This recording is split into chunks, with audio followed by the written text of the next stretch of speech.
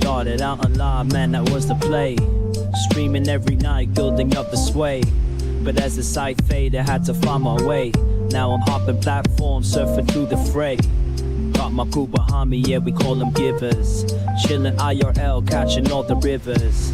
Farkle in the chat, bringing loss to the grind. Talking crypto games while we sippin' Jack Fine. Gives a minute, yeah, we take our time. Living in the moment, the life's a subtle rhyme. From the land down under, streaming through the night. New Zealand's vibe, surfing waves day to night. Always looking for the next thrill, that's where I ignite. Community so solid, always shining bright. Rolling deep and cruising for the height. From the struggle to the stream, it's all just a game. But with the giver found, we're making our name. Jack and crypto profits, life just gets sweeter. Every view and every stream, making life a keeper. Give us a minute, yeah, we take our time. Living in the moment, the life's a subtle rhyme. From the land down under, streaming through the night. Got my heart on my sleeve, everything feels right. So here's to the journey, no regrets in sight. Each laugh and each tear, it's a beautiful fight. Keep the wave rolling, let the good vibes flow. We're the givers, together in the show. Gives a minute, yeah, we take our time. Living in the moment, the life's a subtle rhyme. From the land down under, streaming through the night. Got my heart on my sleeve, everything feels right.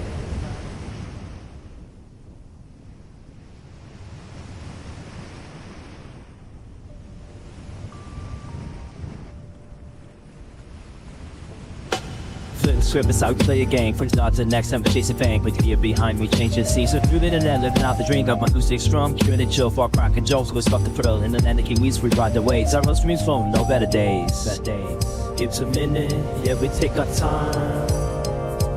Living in the moment, the life's a subtle rhyme.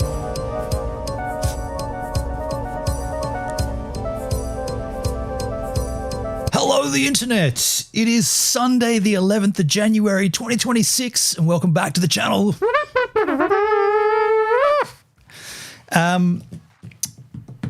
Do you know what? Yesterday, I had technical issues, and so today I did a little test before going live, and I tell you now, the technical issues, as explained to me by Daniel at Beamstream, not correct, incorrect. He said that you cannot stream 1080p 60 anymore on DLive. They've changed their ingest to only 720. Now, this might have happened, but I never heard about it. But that's neither here nor there. I don't hear much from the DLive, from the back end at DLive anymore. Even though I'm a verified partner, I'm no longer in that loop, and so I didn't know about this change. By the way, they've also changed their stream times to maximum stream lengths 3 hours, which is, I don't know, like how to kill a dying platform. Restrict the quality and restrict the time you can stream there. It seems counterintuitive to promoting the platform. But either way, I thought I'd do a little test because right now, you know, I'm streaming into Beam and then Beam takes everything and dumps it out to all the other platforms. And so when Beam told me you can't do 1080 to DLive, I always stream 1080-60. I went and just went past Beam. I went past Beam and went directly into DLive from OBS straight to DLive, one platform. On the OBS settings, I chose 1080p 60. I chose the bitrate 6000 or 6500. Went live. Perfect. No dramas. It's right there on my channel. You can go and have a look at it. It's right there. The VOD's still there. It's just a 2-3 minute stream. Just proving that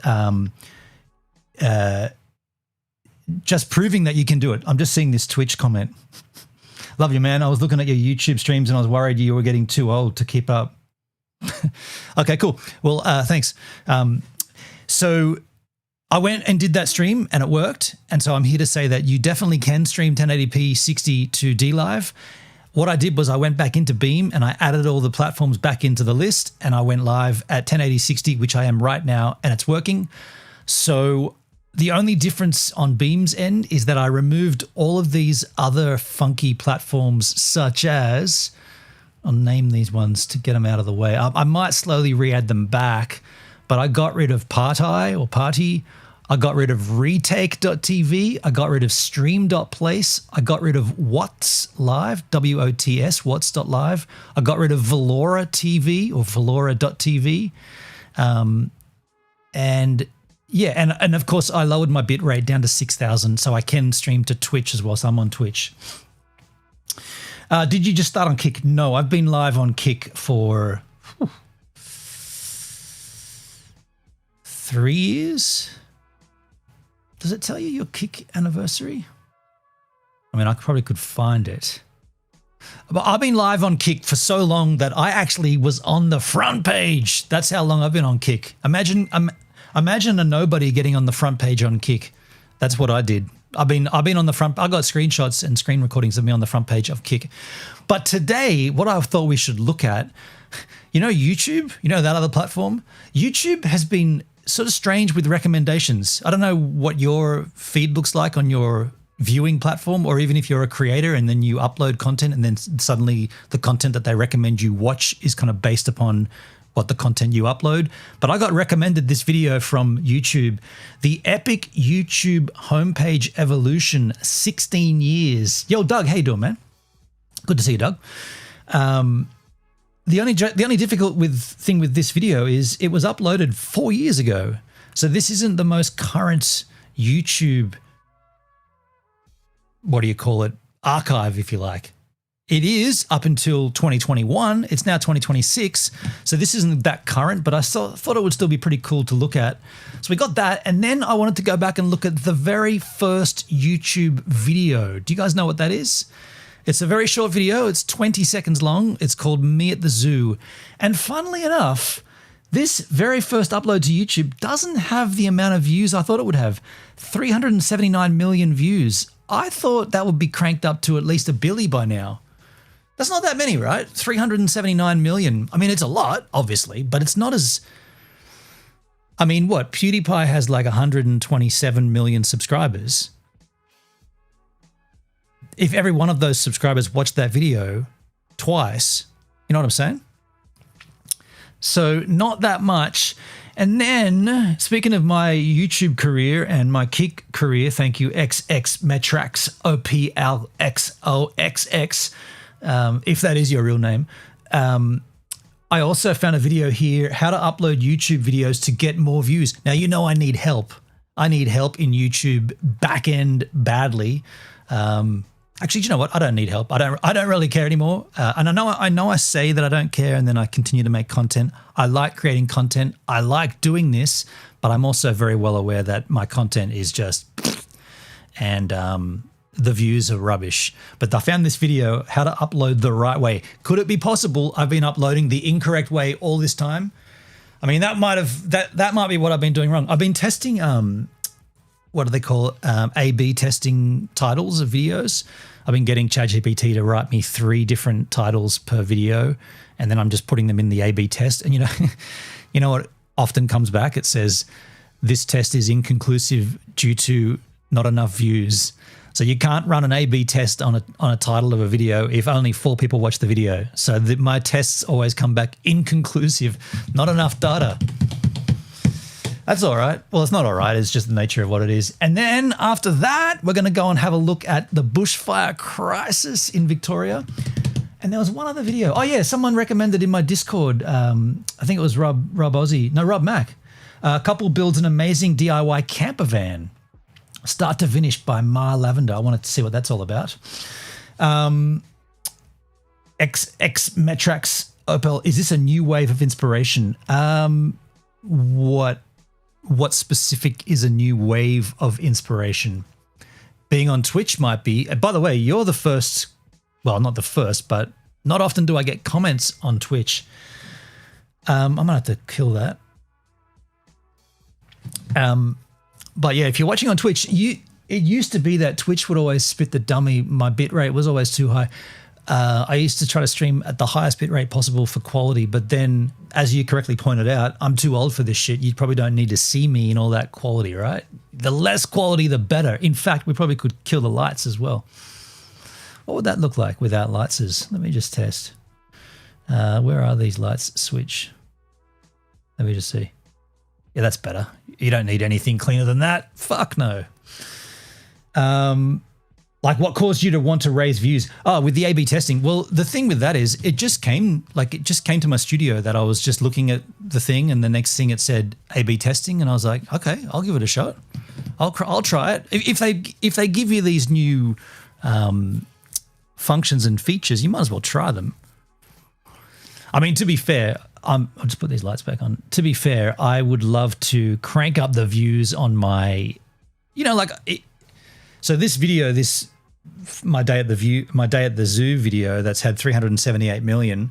So my viral video on my channel that's had 2.3 million, I think. Yeah, 2.3. Well, actually, do I want to mention, I was going to mention the dollar amount that's earned me. Probably shouldn't do that, eh? I'm not going to do that. But let's just say that if you could earn in my CPM, in the demographic that I'm in on YouTube, if I could have a video that got, let's just say, if I had 1 or 2 or 3 videos that got 2 million views per year, you could live off that. So that video that's been on YouTube for as long as YouTube's been around has earned 376 million views. If it's been monetized, that's the other thing. It might not have been monetized from the get-go. I'm just saying there's a lot of money in that, right? A lot of money. But yeah, so my inspiration is just to sort of see what I can do with YouTube. I've been at this for 10 years now, and I don't see myself stopping anytime soon, because I genuinely enjoy it. Even though I don't seem to have anywhere near excuse me. Look how filthy this glass is. I don't have anywhere near the reach that I used to have. You know why that's so filthy? That's had electrolytes in it, because yesterday I went surfing twice. Man, yesterday here we had 42 degrees Celsius. Now, usually, because I'm literally on the coast, right? The ocean's right there. Usually, let's say if it's 42 or 43 in Bomaderry or Nowra, by the time you come out here, it's down to like 28, maybe 30 at the top. Yesterday, it was 42 here, and the ocean was pumping. It was really good. It was good conditions, better than good. Wasn't really good. It was great. It was great out there. Westerly offshore winds all day, like from early morning through till late evening. So I went surfing twice. I got a video to show you. I think I surfed better on my second surf. Like, the morning session was not great. Then the afternoon session was best or better. I'm going to go and grab myself a homebrew. It's the freaking weekend. I want to have a beer. And so I'm going to run that clip for you, my surfing clip. By the way, are we still all good with the live? Like, we're live on the D Live still? Let me just double check, Skins, because sometimes funky things happen. I just want to verify that is still happening on the D Live machine. Yeah, it looks good. Looks fine. And Kick machine is still right. Okay, cool. Okay. And looks like Twitch is fine too. XXmetrax, OpalX, XKKK. I'll be back in a minute with a homebrew. Actually, back in 7 minutes. This video is slightly longer than usual because I went for 2 surfs. If you like surfboard riding and you want to see some action from the Central Coast. No, the South Coast of New South Wales. I'll be right back. You enjoy this.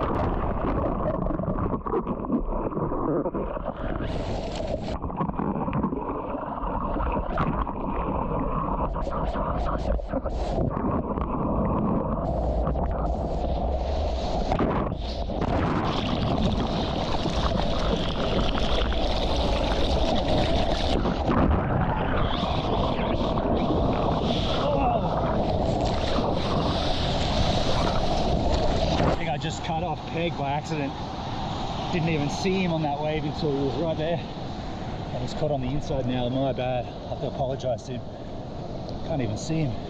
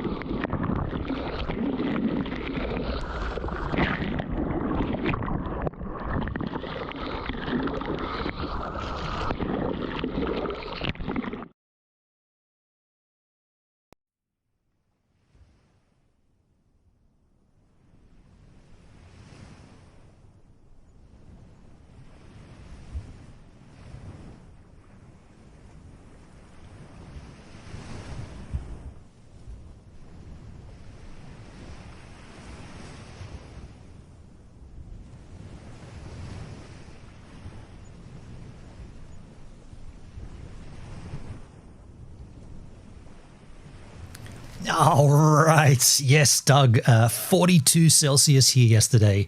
And what I forgot to mention is today 20. So 42 down to 20. Big change. That's when people get sick, right? When the change in temperature is that dramatic from so high to so low. I know that's when I usually start to get sick, but this should help. A home brew. Fresh from the batch, actually. This is... Have I opened this already? I don't know if I have. I definitely haven't done it on stream. I've tasted it, but I haven't done it on stream. So I'm looking forward to enjoying a homie on stream. Been a while. First one for the year. Ice cold. Yeah, Doug, we had that last Friday. Half the state was covered in smoke from the bushfires. Right, we're gonna look into that as well. We got a little update from the Victorian fires. Cheers as ears. So there's a hair there. Yeah, that's nice. So I guess Happy New Year, by the way. Thank you, man. Yeah, Happy New Year too. Happy New Year. We did a stream yesterday. We looked at all the different countries, the different places on the globe that celebrated New Year's. And well, my synopsis of that was Sydney looked rad. China was a bit strange. Just no drones, just lights, LED lights on the buildings. New York looked boring. The ball drop looked boring. Vancouver was boring. Yeah, I think Sydney cleaned up. Sydney always, I mean, it's such a spectacular city, right? But let's move on. The epic YouTube homepage evolution. 16 years of YouTube. Uploaded 4 years ago. What was the YouTube like in 2005? By the way, I used to do these videos myself on DLive. What was DLive like on March 2015 or 2017, 2019? What was DLive like on June 2018? And then I gave up because I was like, just bored with it. You know why I got bored with it? Because no one ever... No, that's not what happened. What happened was that DLive said that they'd... DLive, Justin's son... No. Far out. Was it Charles Wayne that said this? No, I think it was Justin's son, but delivered via Tidy. So Tidy gave us the news that BitTorrent file system would be incorporated with DLive, and so therefore all of your VODs and whatever you uploaded to the upload section would then get categorized and searchable in the BitTorrent file system back end. So when you're on like a torrent site searching for whatever it is you're looking for, you could come across a live stream, a VOD or a video. So I carefully crafted all of my videos to include keywords. You know, what was DLive like on June 1st, 2020? You know, right in the middle of COVID, what was DLive like? And I put a nice little thumbnail, and then nothing ever happened from that shit. Oh my God, I remember that years ago. It was like 2018. You've been around for a while here then. XX Metrax, Opal XX. Dugsky, yeah, Ash has settled all over the cars parked outside. Not a lot, but enough to make the cars dirty. Wow, man. Yeah. Heavy stuff. With Australia, we're so very familiar with, I was going to say the rainforest. We're so very familiar with bushfires in this country. It's horrible how bad it gets. XX, I used to watch you on DLive. Did you now? Okay, cool. Oh, that's cool. So you must go way back then, because I mean, did you follow me from DLive to, I guess I went from DLive to, well, I went to Stream, was it stream.me? Where did I go in between? There was, what were all the other places? There was Glimish. Another one, I can't recall. Anyway, it doesn't matter. Let's take a look at this epic YouTube homepage evolution from 16 years. Make it full screen. What was YouTube like in the past? Today we are going to be going over all of the different layouts that YouTube has had over time. Do you guys remember when YouTube looked like that? I remember thinking YouTube was lame. When I first saw YouTube, I was like, this is lame. It's just cat videos and dickheads. I don't know if you remember me, but I came in a while back to recommend you try Kick because Eddie was handling out a bunch of free money. I remember that, dude. Is that right? You came in. Well, you asked me when did I get on Kick, but you were the one that recommended me. There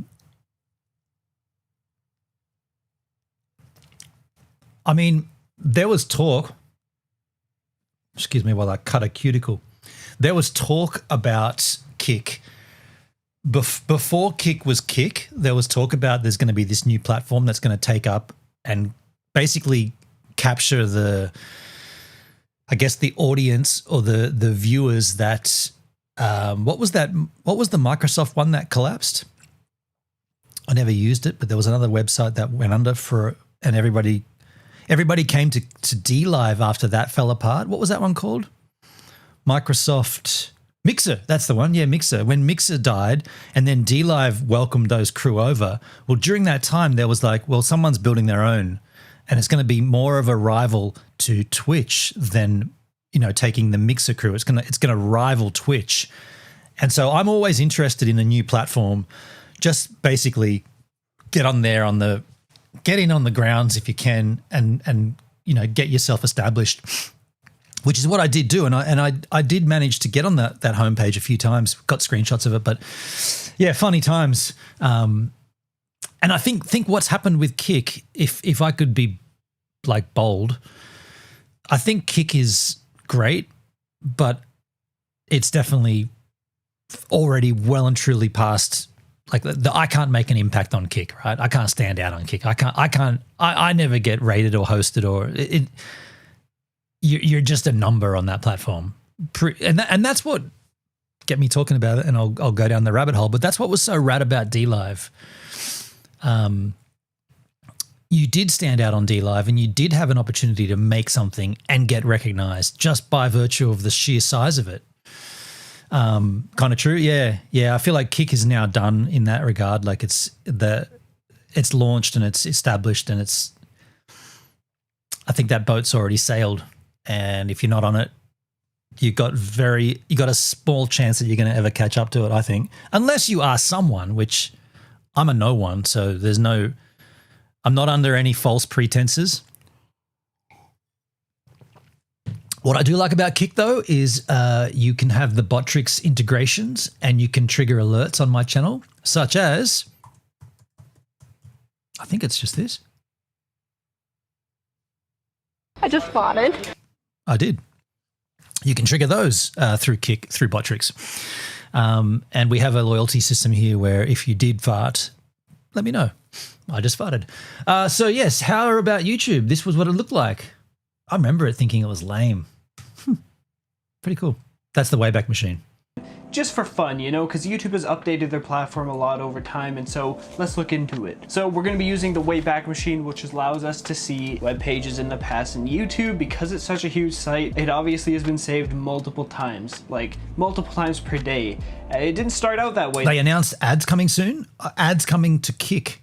Right. Are Kicks even a thing yet? Can you get Kicks? Can you donate via Kickses? You can see there's some gaps here, but we're gonna go back to April 28th, 2005. So here's April 28th, 2005. This is the first save of YouTube. I believe YouTube was made like a few months before this, or was it April? I don't know, but you can see the old YouTube layout was pretty simple. There's no videos on it, and you actually have to log in to get into the platform. Now, I've made a video about this before. YouTube was intended as a dating site before it turned into a video sharing platform. What? YouTube was a dating site? I've never heard that before. Yeah, ads coming to Kick, and Kick's already here? So you can see, you could select all your stuff here, because it was a dating site. So that's pretty interesting, but let's move on to Wait, so you put up a video as your profile and say, I'm looking to meet someone in my area? I mean, that's pretty cool. I did not know that. 2005, the dating stuff is now removed, but you still can't see anything on the homepage.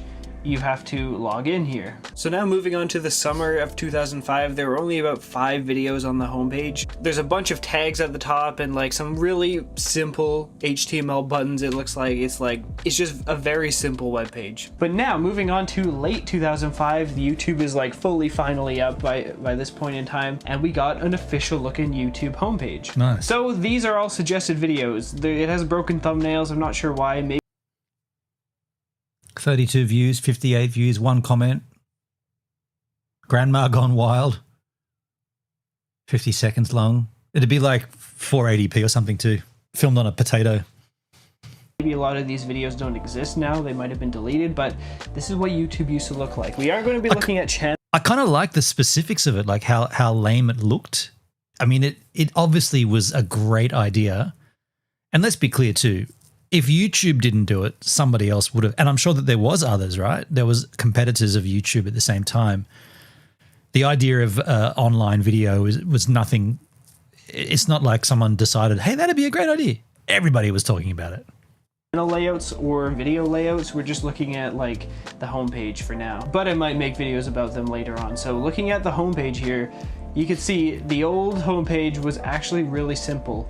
It's pretty much what it is today. You could see, it's pretty clean. You know, just some suggested stuff. It's interesting. They have the star rating system on videos, which I find pretty cool. You can see last users on. I wonder if there was any monetization at that point, because if you could upload a video on a platform and get 100 views 4 hours ago, or 58 views 4 hours ago, 99 views 4 hours ago, you could definitely earn some cash off that in the early days.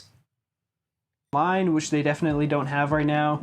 You can see trending tags. So this was when YouTube was more reliant on tags, and now tags pretty much don't even matter. Yeah, like, it's crazy. That is weird. Yeah, I've seen that in the YouTube studio. It clearly says to you that tags do not really affect the searchability of your content. It's mainly used for if something's incorrectly spelt. So let's say you're putting in a location, or not, maybe that location's not a good idea, not a good example, because you can geotag them. But if you're putting in, like, I don't know, Sony Handycam, Digital 8 Handycam, and you in the tags you spell handy with a HANDI cam, as well as another tag HANDY cam, then you're covering both bases. I think that's, I mean, they say that it doesn't make a huge difference, but a September video contest here, so that's kind of cool. YouTube was more in touch with the platform. I'll say it right here. Back to school contest. Wow. YouTube doesn't do contests anymore. But moving on to March 2006, the layout has been updated. Finger breakdancing. Someone made a video called Finger Breakdancing, and it's got 62,000 views, uploaded 16 hours ago. 62,000 views 16 hours ago. So there were people watching this shit, man. 30,000 views a day ago. So the YouTube logo now has broadcast yourself in it, and they have some, like, you know, trending videos, of course, on every YouTube homepage there is. You can see the thumbnails on these, so that's cool. Look at these super old videos. These are videos from 2006, so it's like they might exist now, but these are some of the first videos on YouTube still. It's pretty insane. But other than just like a little bit of refining, nothing really has changed here. Like, they still got, you know, the tags, the trending tags, and a bunch of users that are online right now, so that's cool. But now moving on to late 2006, YouTube has updated yet again. Some of these updates, they're not really too big. Like, you have the login page over here now, which is interesting. They got what's new at YouTube, and same with YouTube Underground. I don't know what that is, maybe an ad. Going down here, recently released, active channels, active groups. Active channels. I wonder what the terms of service were like back then.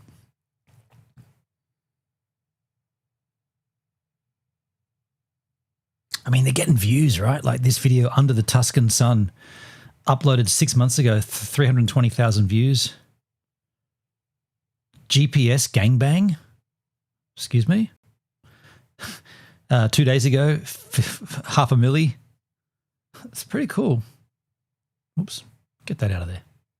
Get that out of Pretty there. interesting. They're really starting to, they got rid of the tags, it looks like, so that's weird. Director videos, I don't know what all this stuff is. It is pretty cool. But moving on to early 2007, this is the YouTube layout now. So they moved a bunch of buttons around, you can see here, and the YouTube logo is now like this, but still it is pretty much the same. Featured videos, and then whatever these director videos are here. You could also see the top picks of 2006, so I guess that was like the early YouTube rewind. That's cool.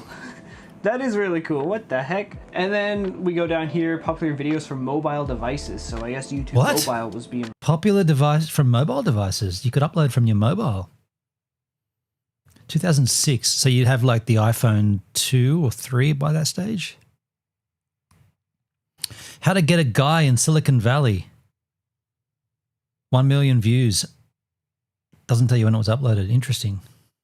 released or rolled out and stuff.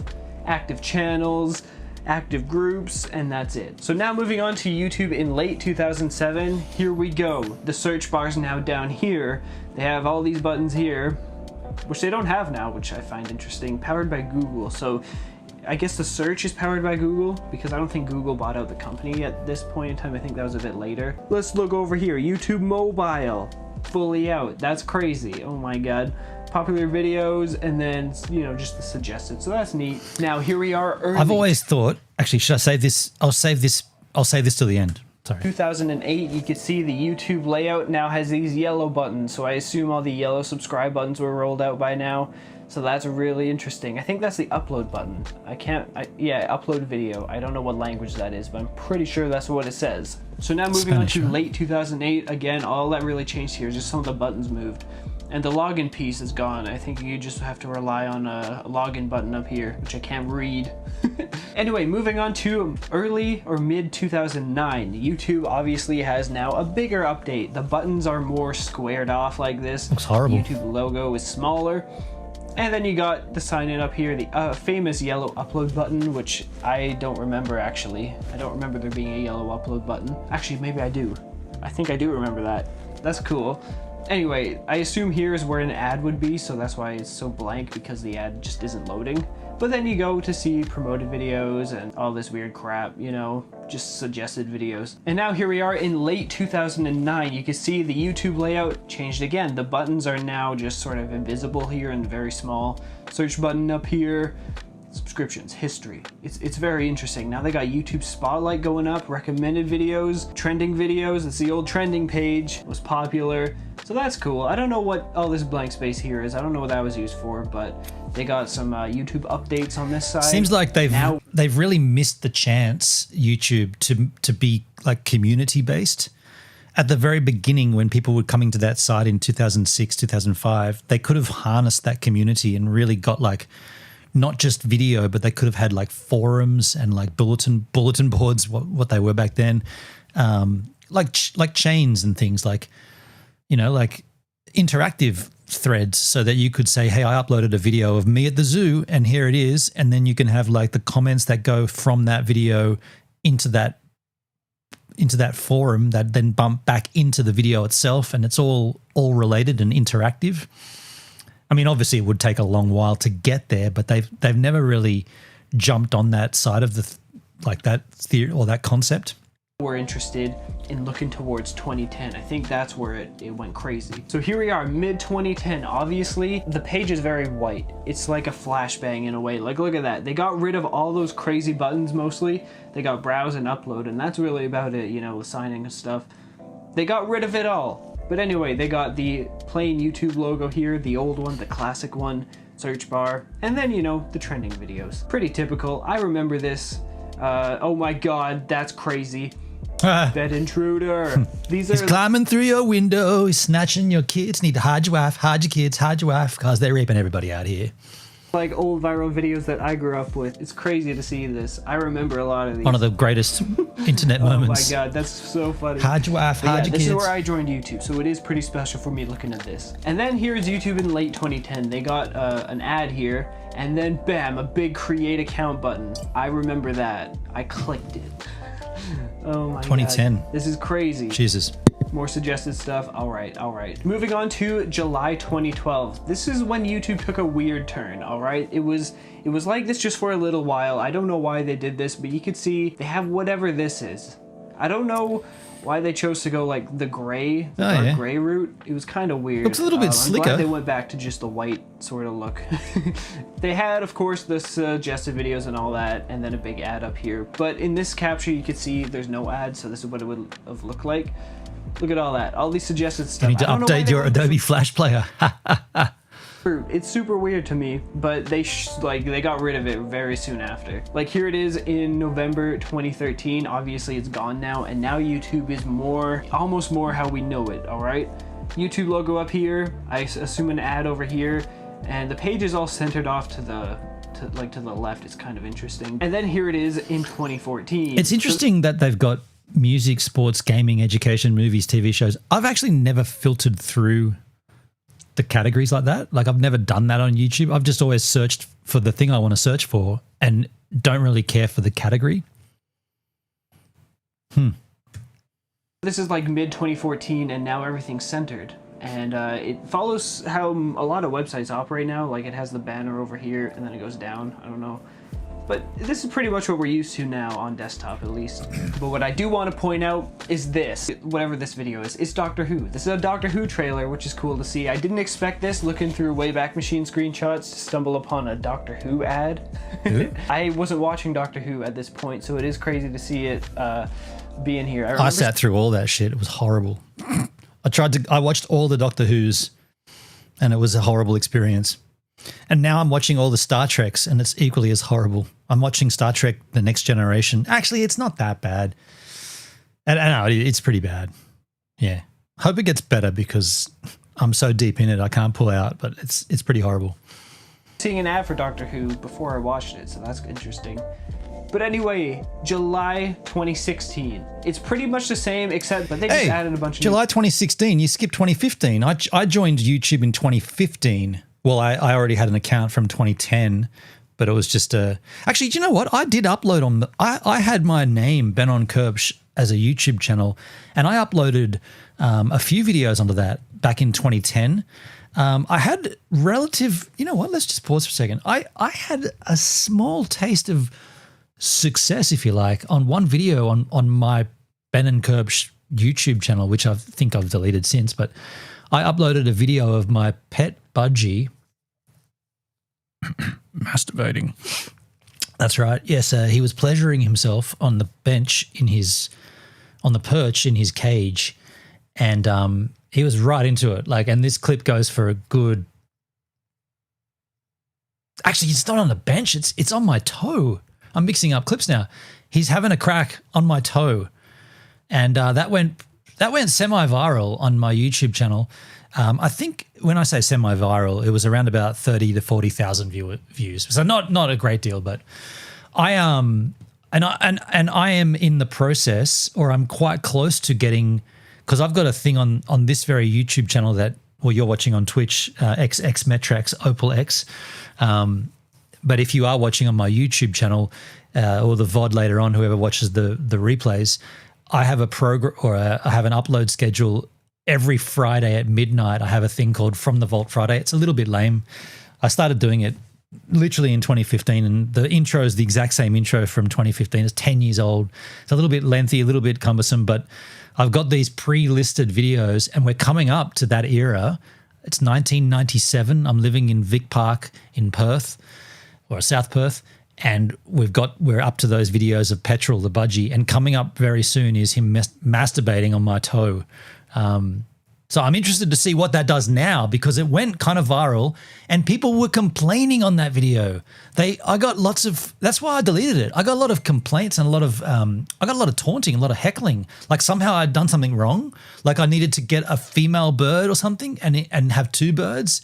I was like, wow, first of all, I didn't even know birds did that. I didn't know, I've seen monkeys do it, right? You've seen monkeys beating off in the zoo, but you don't ever think about birds doing it. He used to get like one of his claws, this is when he was doing it in the cage, one of his claws up against the corner of the cage. Like he'd put his claw in the corner and the other one would be on the the twig or the branch, and he'd just wedge it in the corner and just rub the birds. I know this from biology class. Birds have the same, they don't have a vagina and a penis. They've got a colloquial. It's a weird word that sounds like colloquial, and it's just an opening. And also, did you know birds don't pee or poo? They do the same. They do both. They do one, but it's the same. They do it in the same thing. Like it's a poo and a pee. The bird never has to pee or poo. It does the same thing each time. And so Petrol would get up there and rub one out on that perch, but this time he was rubbing it out on my foot. And people got upset with me. So I took all that shit down, and then eventually I just took that channel down because it was just my name, and I didn't want to be searchable as my name. And then 5 years after, in 2015, is when I decided on creating a channel, Gives a Minute, and that's when I thought that I could reignite those old videos by using the From the Vault Friday segment. Anyway, that's coming up soon. But we're now in 2016, so we missed the year that I joined YouTube, unfortunately. But buttons here like trending and 360 videos. I don't know what any of this is. Like 360 video, you don't really see that anymore. But July 2017 is where it got interesting. They added YouTube Red. Because everything was going subscription-based, Netflix and Spotify and all that crap. Red. So they got YouTube Red going on here. That's now called Premium, right? There's no YouTube Red anymore. Or the YouTube Red was like certain creators would get commissioned to do a series of videos, like a production. And then like the next year later, they changed it to YouTube Premium. But yeah, here's the 2019 layout. Take a long, good look at this. This is where YouTube was in its golden days. In my eyes, in a way, sort of. I don't know. 2010 was also nostalgic, but do they have the layout. Dark mode, or was it always just white? I'd much rather dark mode. Actually, do I even have that on mine? Let me just. I'm pretty certain. I mean, I'm not going to pull it up here because it's my personal channel, but yeah, I've got dark mode. Like, what's with this big white crap? Dark mode for the win, man. Dark mode for the win. That everyone was used to until this happened. Oh my gosh, this is YouTube in 2020. It got like way more refined and stuff. The new YouTube logo here, actually 2019 the YouTube logo changed because you can see it in 2018. This is 2019, and then 2020 changed the layout. Look at that, everything got bigger. There's way less videos on the logo is fine. I don't know what he's complaining about. One thing that YouTube needed to do, or I think they've done it. Do they, on Hover, does it do the Pornhub thing where the videos sort of play in situ on Hover? Pretty sure they do, right? The thumbnail rolls, like the thumbnail moves so you can see what's underneath it. I'm just opening up in Brave. Yeah. They've done that. Yeah, of course. I mean, if you have a video platform and you don't have that on Hover effect, I don't know, you're doing it wrong. Homepage here is crazy. Like, look at that. But anyway, that's what we're used to now, and here it is. No Wayback Machine. This is current point in time. That's insane. So yeah, that is the crazy history. So that's 2019. I told you this wasn't up to date. It's now 2026, but let's go back in time and have a look at the very first YouTube video uploaded to the platform. I believe it's by a developer of the platform, this guy called Jord. He's got 5.8 million subscribers. The video is simply titled Me at the Zoo. It goes for 20 seconds long.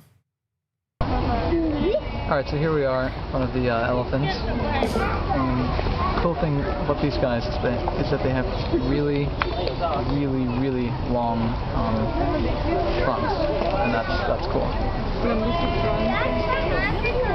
And that's pretty much all there is to say. There you go, folks. The first upload to YouTube, and it's got 10,448,770 comments, sort by the newest. 1 minute ago, bruh, I'm here. 6 minutes ago, this was apparently the first video uploaded to YouTube. 10 minutes ago, 2026, 12 minutes. People are commenting on this every fucking 41 minutes, 42 minutes, 42 minutes ago, 44 minutes ago, 49 minutes ago, 49 minutes ago. This is still popping off, dude. Anyone in 2026 10 million comments is 897,000K. Wow, dollary dues. Let's take a look at the channel, see what he's done more recently. Videos, nothing. He literally has this as his only upload. Joined 24th of April 2005. One video, 379,154,003 views. Jord. It's pretty rad, right? X Metrax. Just a dude talking about the elephants with long trunks at the zoo. Now, look, let's just pause for a moment and have a look at my YouTube channel while we're here. It's going to dovetail into something, but here is my channel. I'm live right now. I've created my channel in 2015, 1st of August 2015. First upload was 28th of August. That guy's nearly 40, I guess so. Yeah. And I have stumbled around 25,000 subscribers for the last couple of years, not going up or going down, just sort of sitting stagnant. Some of my planking videos are getting views. Well, actually, I've removed that last year's playlist, but this is my new plank videos. Some of my surfing videos are getting a couple of hundred views. This one here, 255, 360 views. So I'm getting, I don't know, there's some views there, I suppose. Metallica. I mean, there's petrol. Not masturbating, but drinking beer out of a bottle. But the reason I brought that up is because I'm obviously doing something wrong on YouTube to not get noticed at all. This person, Virginia Kerr, how to upload YouTube videos to get more views. Incorrectly spelt. That's an L, not an I. Either way, let's see what she's got. You could be missing out on a ton of views simply because you are not uploading your YouTube videos the right way. Not uploading the right way. Now, is she going to talk about the SEO and the metadata, or is she talking about clicking the button incorrectly? My goal for you is that by the end of this video, you have a short, quick, simple checklist so that you can always upload your videos the right way in a small amount of time. And this is day 9 of my YouTube challenge, where I have challenged myself to upload a video every day, and I'm inviting you to do the same. How long for? How long for? How long for, girl? You can't just say you're going to upload every day unless you say for the whole year, or I'm going to upload every day for a week, or I'm going to upload every day for 4 days. I've done uploads daily for countless years, girl. Let me tell you this, makes no difference. Upload every day, but you can use my videos to help you get your channel up and running or breathe some life back into it. Step 1 on our uploading checklist is something most creators don't do, even though it can get them a lot more views because most creators don't know about this. But the catch is you have to do this before you add your video to your channel, because once it is uploaded... I think she's going to say the file name of the video, so the file format, or not the format, but the naming of the file needs to be what the content is. I've heard that before. I've not done that, if I'm being honest. Mine are just numbers. I think she's going to say that. I don't know. She might not. You cannot change this. Let me show you what I mean by using an old video of mine as an example. You see right over here where it says file name? That right there, 3 steps, does not help the algorithm know what my video is about. It also does not help Google know what this video is about. Look, I'm going to just say this up front. I don't know if this is real or not. She doesn't have any insight into the file categorizing system at Google. But what she's saying sounds like it could be true. If YouTube or if Google is going to categorize content and then metadata and you know, put it into a Dewey Decimal System kind of thing, right, and catalog it, then sure, if you give it the correct details up front as opposed to just 01475.mov, if you give it you know, in this case, 3 steps to whatever the thing she's talking about, yeah, and sure, it might categorize and catalog. It could do that more efficiently, but she's saying it without any knowledge of that being a thing. Now, if someone from YouTube came in and said that's absolutely correct, we file our videos or anything uploaded to our server gets filed based upon the number or the name that you give it. And it helps if you give it a name that relates back to the data that's linked to it. In this case, the title and thumbnail and the description. But they don't. They're not here. They're not doing that. But it's not a stretch to think that could be the way it works. So let's just bear that in mind, that she doesn't have anybody here proving it, but it sounds pretty legit. Because if you are more strategic with your file name, you are more likely to show up in search, not only on YouTube, but also on Google. See, the reason I don't think this is true is because if that was the case, then you could just upload every video and call it something like sex or like, you know, something so, yeah, like basically sex, right? You could just call it sex, and then it would always come up, but it obviously doesn't, right? Like you can't just... And basically, she's kind of telling you to lie as well, because if you went to Google Trends and typed in what the most searched terms are of the day, you could just title your video that, even though the video is not that, and then you'd link that to the back end and suddenly you get views. You're going to get found out eventually. Whereas if you've... Man, is there alcohol in this home brew? I think there is. I'm on a tear right now. I'm going for it. This all makes sense up here in my head. Is it coming across, or is this not making sense? I feel like this is making sense. But I can't change this. It's too late. It's already been done. Now, you don't need to necessarily use the exact title of the video for this file name, but you can. But what you need to do is, before you ever upload that video, change the file name to a title that has keywords and it describes what it is that you're actually talking about. One way to come up... Okay. Well, and by the way, I really am not one to speak right now because I'm coming from a dead channel. So she's presenting these ideas and I'm poo-pooing them, but I'm coming from a position of not much credit at all. No credit. Like aside from one viral video, which was a fluke, I don't have any credentials. So I should just shut up and just observe and learn, because I could, and you know what? I'm going to do what she's saying, to be honest. I'm going to do it. I'm learning, and I'm just debating it for the sake of the YouTube.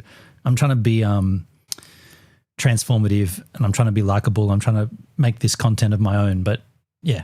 All right. Fair enough. With the title is to put in the keywords that your video is about. So let's say it is empty nest syndrome. Now you can look at all of the search terms that people are using when they search this topic. Let's say it's about empty nest syndrome for single moms. So yeah, okay. So I've got to stop her, because at that point, couldn't you just title your file name the one that comes up first? Just literally do it empty nest syndrome, or even do empty nest syndrome for single. Like, why can't you make a file name that goes for, like, you know, 5 different lines? Why has it got to just be, you know what I'm saying? Like she's saying what sounds like it's true, but it might not be. But more than likely it is, given my lame history. I want to look for videos that did well. Here's one with 2,000 views, and when we look at it, she only has 302 subscribers. So that video did really well for her, and the title was How to Prepare for an Empty Nest as a Single Parent. So prepare for an empty nest. And I gotta cut in here, because I don't think that's a good example. This channel that she's pulled up has 302 subscribers, and this video's got 2,000 views. So isn't there something to be said where YouTube might have promoted the underdog? They might have said, okay, so we've got, let's say there's 20 people uploading a video. I don't even know what this is. It's empty nest. So I guess it's when children leave home, right? So maybe there was 20 videos uploaded on one day about this same subject. And so the algorithm looked at all those uploads and decided to promote one from a channel that had no views. You know, I don't know. Does YouTube do this? Do they actually think about, like, helping small creators and nobodies? They might say, well, we'll give this channel, what's her name, Misadventures of an Outdoor whatever, we'll give her the view. So therefore, Now everybody watching her video thinks that her title was so good, but in actual fact, it was just YouTube saying, we'll prioritize a small creator, as opposed to giving, you know, like what about if PewDiePie uploaded a video, the same title, How to Prepare for an Empty Nest as a Single Parent? What about if PewDiePie did that? Now, you know, because he's got such a huge amount of subscribers, by virtue of everybody who's clicked that bell button and be notified, he's going to get the views immediately, because just by virtue of the percentage and the numbers, more people are going to click watch his latest video. But this woman, she's got 302 subscribers. Let's say maybe 10% of people have clicked that bell. That's like 30 viewers, less than that, let's say. So yeah, so YouTube has given her an opportunity to stand out, giving her the views. Does that mean that her title and her file name were exactly correct? Not necessarily. Just saying. I'm just trying to be like, I'm trying to present both sides of the argument here. And single parent, those are all keywords that tells the algorithm exactly what this video is about. You could actually use that title for the title of your video, but definitely you could use this for the file name of your video. As you can see on my video. So in theory, what she just said, in theory, if I uploaded a video, and irregardless of what the content of the video was, if I uploaded a video called How to Prepare for an Empty Nest as a single parent and uploaded it, I theoretically should get more, if not the same views that she's gotten, right? We know that's not how it works though, but that's what she's sort of saying. And it sounds like it's right, but I think there's more to it, right? That might be like a small, like that might be like an edge case, like a tiny percentage of how it actually works, but then there's all other percentages that play into it.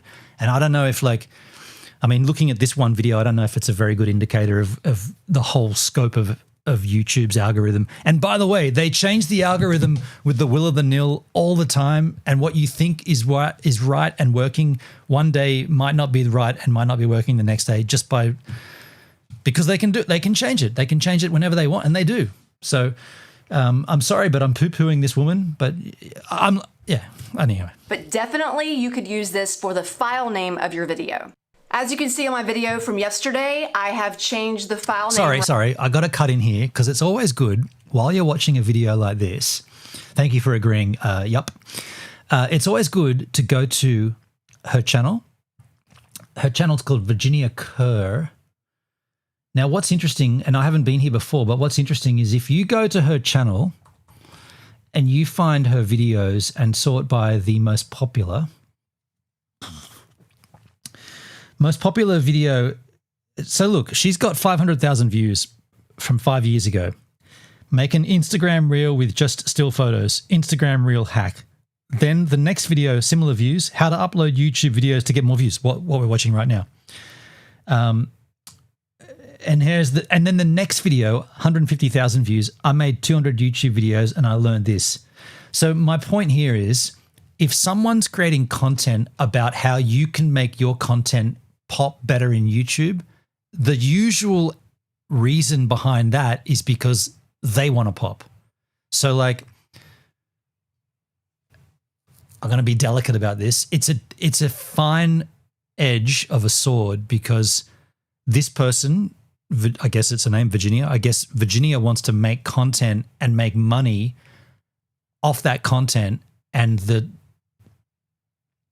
learn from the content is how you can make your video more popular. However, when you look at hers, she hasn't got a popular video, right? She's got 500,000 views on the two biggest uploads, 500,000 views. I mean, I don't want to do it again, but I will. Go to my channel. And I'm not saying I'm a YouTube guru. I'm not saying that at all, but go to Gives a Minute and I've got 2 million views, right? Yeah, 2 million on my 2.3, right? Yeah, 2.2 million views on this video here. So I made a snorkel mask video and got 2.2 million views. This woman's made a video about how you can upload better content to YouTube by doing these things. I'm arguing, or not arguing. I'm not even speculating. I'm just presenting the other option, or the other argument, for want of a better word, that this might not be the reason behind her upload. Might not be about how to help you. It might be more about how to help her channel. That's what I'm saying. because I got roped into this stuff. Remember Daryl Eves? I remember I got roped into Daryl Eves to the point where I met the guy. He came to Australia for some VidCon or something, and I was like, I walked up to him and I was like, hey man, I've watched your content and I've learned a lot and it's nice to meet you. He was the most standoffish. He was the exact opposite of what he presents on his channel. And you know why? Because I wasn't a paying client. I wasn't in a room with him one-on-one having paid him to tell me how to get my channel better.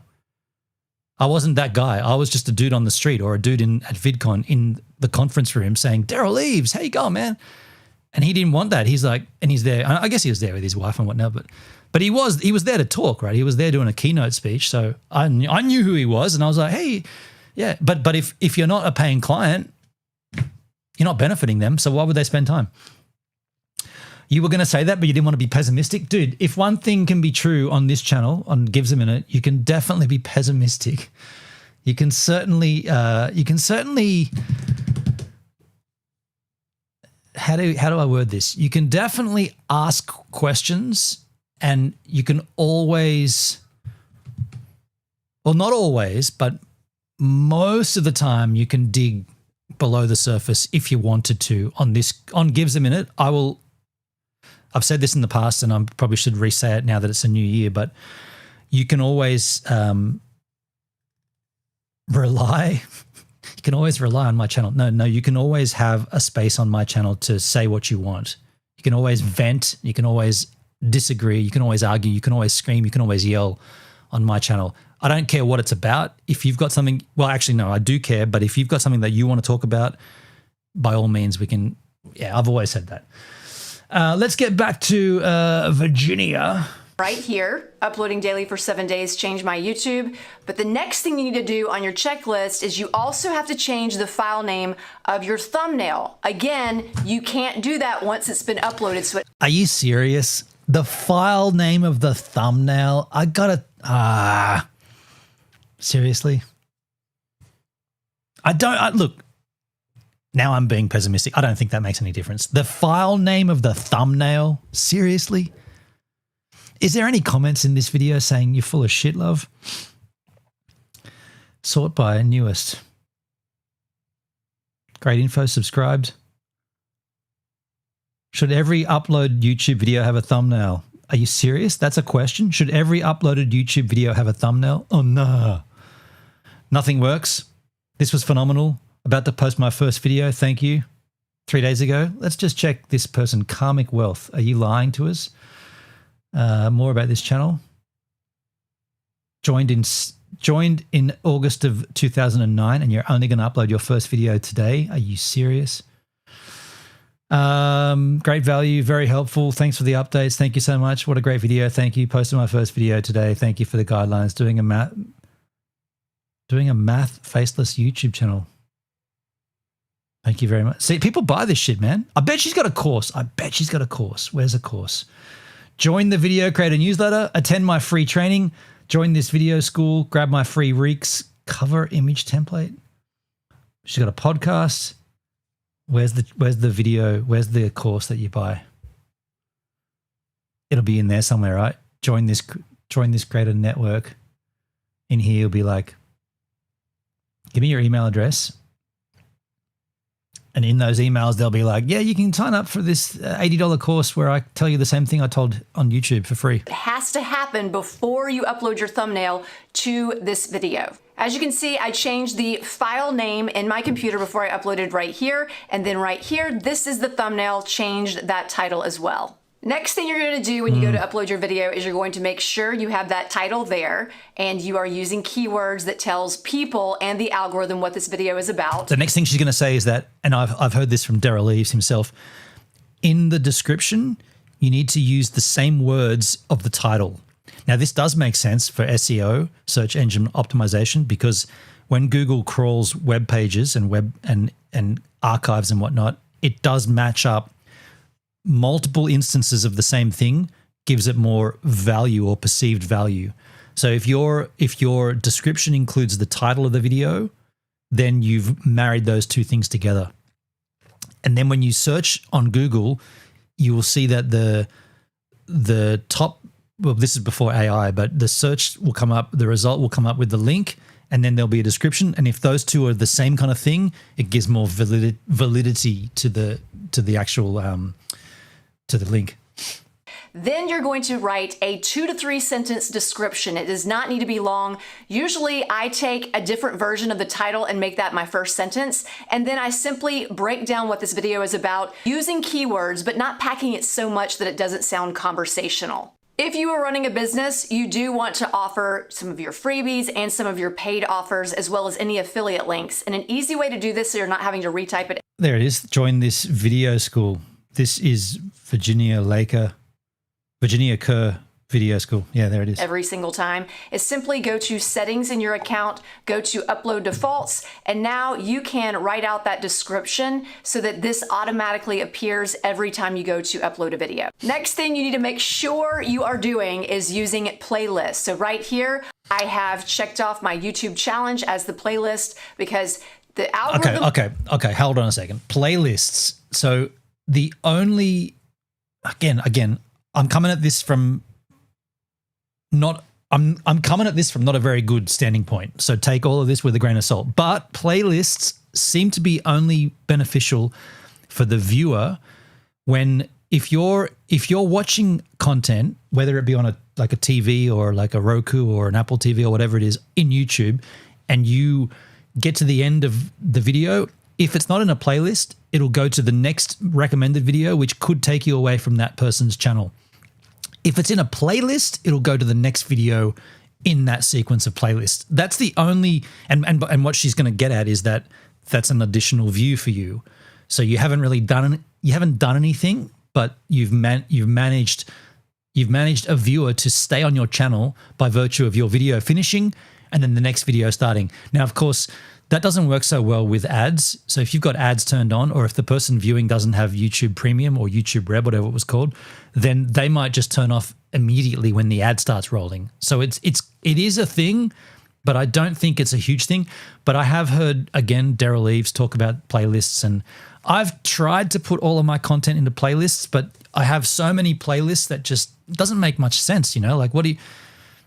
I've got like my regular uploads and From the Vault Friday and my Today's Surf and live streams and beam streams and all this stuff. I'm only doing it, like, it's only there to keep the viewer on the platform or on my channel, but I don't know if it works. I mean, it doesn't work because I'm dead, but it might work for everybody else. Likes this and people like it too. It's going to get people watching more and more of your videos when you start to utilize playlists. Then you also can set this in your default settings. I have it so that it automatically tells the algorithm every single time I upload that no, this video is not for kids. Isn't that interesting? She has default, it's not made for kids. Now look, here comes something that's going to be controversial. What is the most popping content on YouTube? I'm just going to say it. It's the kids content. Ryan Toys Reviews, right? That shit pops off. If anything, you'd want all of your content to be made for children, because we know that children watch YouTube over and over and over, and they watch the most boring, stupid, dumb shit, right? But that gets views. Can you lie and say my content is made for children if it's not? You probably can't, right? You'll get found out. And by the way, mine's always defaulted to no, it's not made for kids. However, if you're chasing the views, which is what this video is all about, how to get more views on YouTube, maybe you want to put a little toy action in there, like a little something cute, like a little Tamagotchi or whatever the kids play with. Poopsie's got a whole bunch. Oh, these things. Man. Seriously? Dude, this stuff, oh here.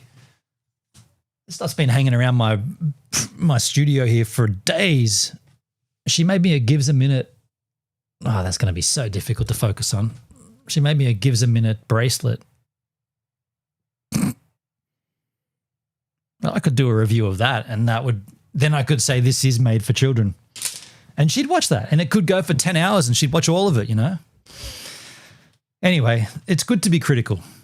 It is made for kids. It's only going to send it to kids. Then you want to hit show more, and you want to... Wait. What did she say? If you click it's made for kids, it'll only get sent to kids. Kids can't have an account on YouTube though. What's she saying? What did she just say?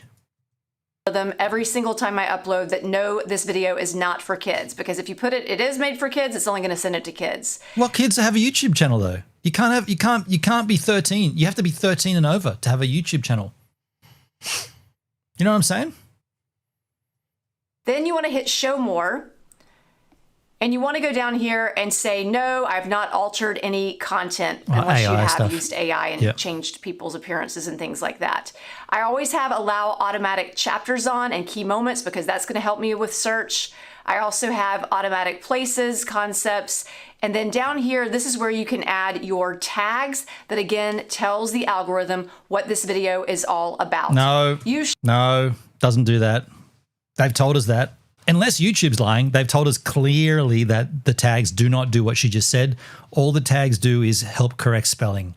So if you spell something wrong, then someone searches for it. If you've got the incorrect spelling in a tag, it'll still default to your video. They don't do anything. What she just said was completely wrong, and we've known that for a long time. Automatic chapters on and key moments because that's going to help me with search.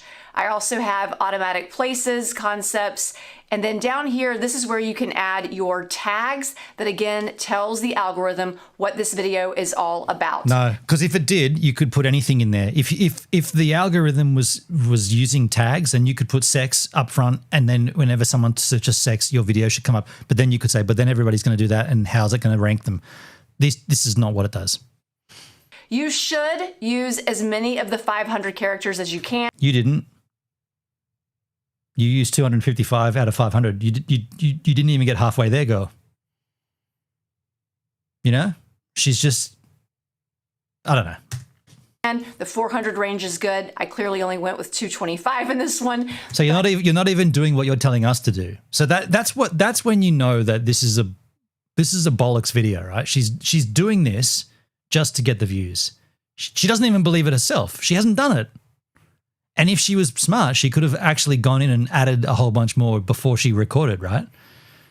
But like I said, we saw in her video, in her channel, it's her second most successful video, not far underneath make an Instagram reel with just photos. What else do you do aside from tell us what we should be doing better? 5 mistakes that keep channels small. How I make my Instagram reel cover images. Will Clapper be the next TikTok? I just find all this content boring. Like I'd rather see who are you? I'd rather see about Virginia.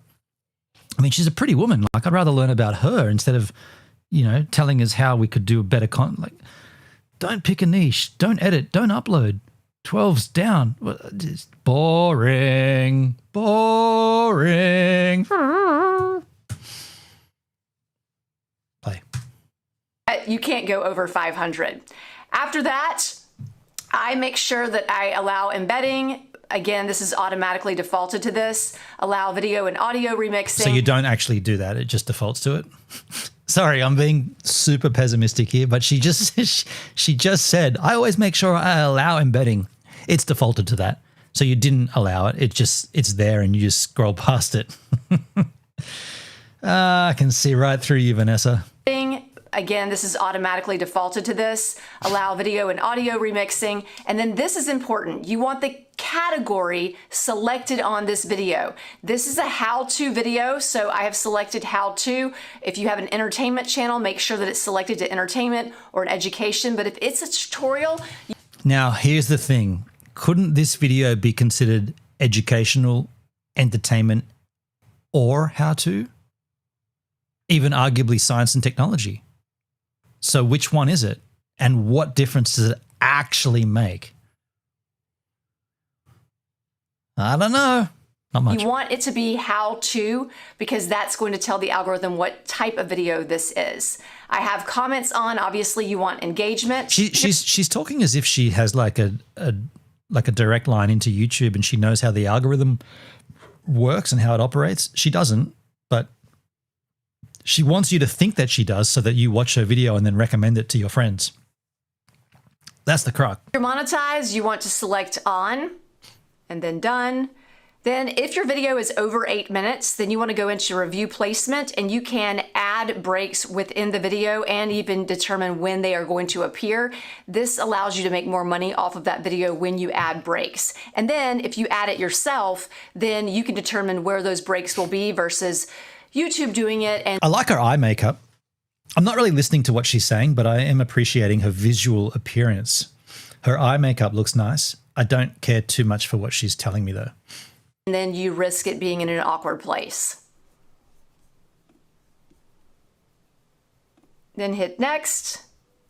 Awkward. This is when you are going to review and make sure that nothing offensive is in the video, and you select none of the above, and then you're going to select submit rating, which I had already done.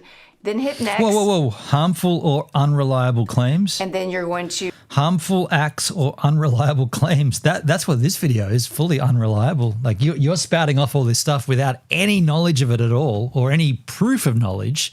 You think well, she hasn't claimed any back-end knowledge. She's just said what she believes, but she hasn't given us any references or any proof of what she's saying. So that could be considered unreliable claims, right? Just saying. Select submit rating, which I had already done. Then hit next.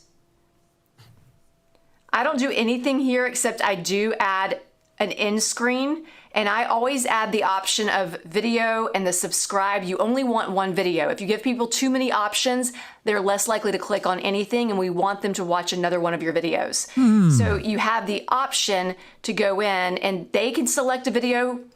The algorithm can select a video or your last video before this one, but I like to select the video myself. That way I know exactly what that video is, because at the end of my videos, I am specifically referencing that video in the box. So I like to select the video. And again, so what she's saying is she points to it and says, you should watch this video next, which I used to do as well. But what happens is if you upload lots of videos, it becomes super tedious to do that to every single one.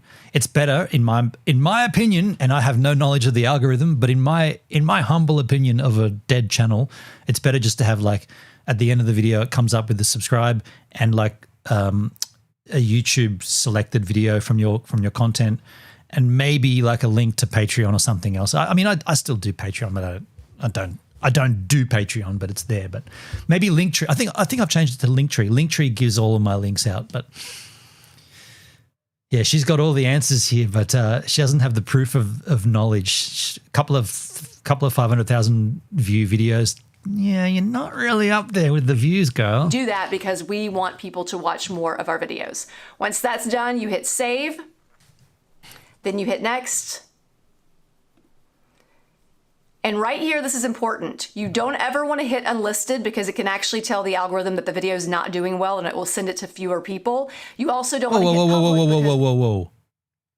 What did she just say? If you hit unlisted, it tells the algorithm the video is not doing well and it will send it to fewer people. No.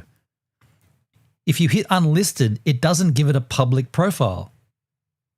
It just gives it a link that then you can share if you wanted to share it.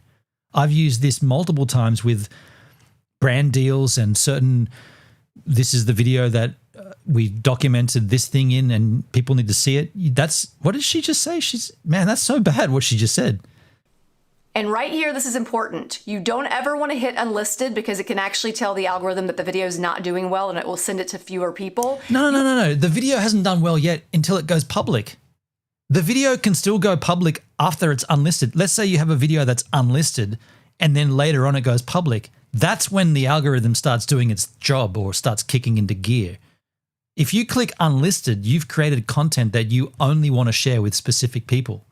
Very common, it's actually kind of a rad thing for YouTube. But basically, YouTube is almost like a Google Drive with unlimited storage, as long as it's a video, right?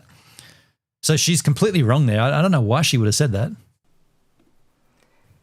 Makes no sense. Here, this is important. You don't ever want to hit unlisted because it can actually tell the algorithm that the video is not doing well and it will send it to fewer people. It depends on what the video is, of course. She didn't clarify that, but you're right. XX Metrax Opel XX.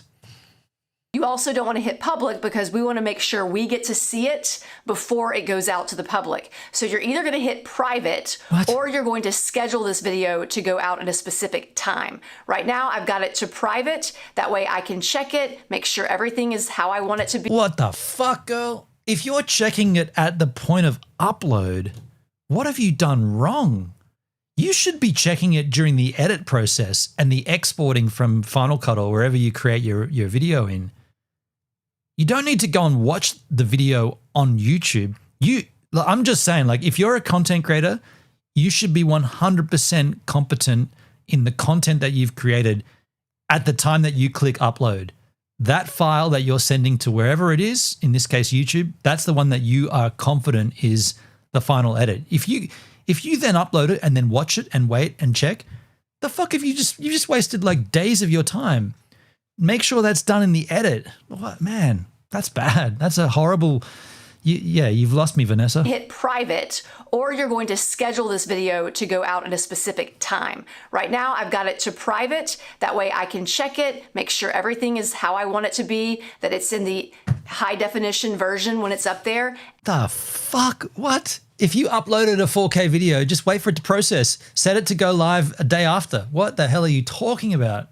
And then I will publish it to public. One last thing that will help you with your views is when you go to post your video, post a call to action in your comments and pin it to the top. This can be a call to action to a link to another video or to an offer that you have, or it can simply be you asking a question so that they are more likely to comment. All you have to do is once you write out your comment, you hit the 3 dots on the side, pin, and now that comment is at the very top. Pin? Once you get— It's funny when she said pin.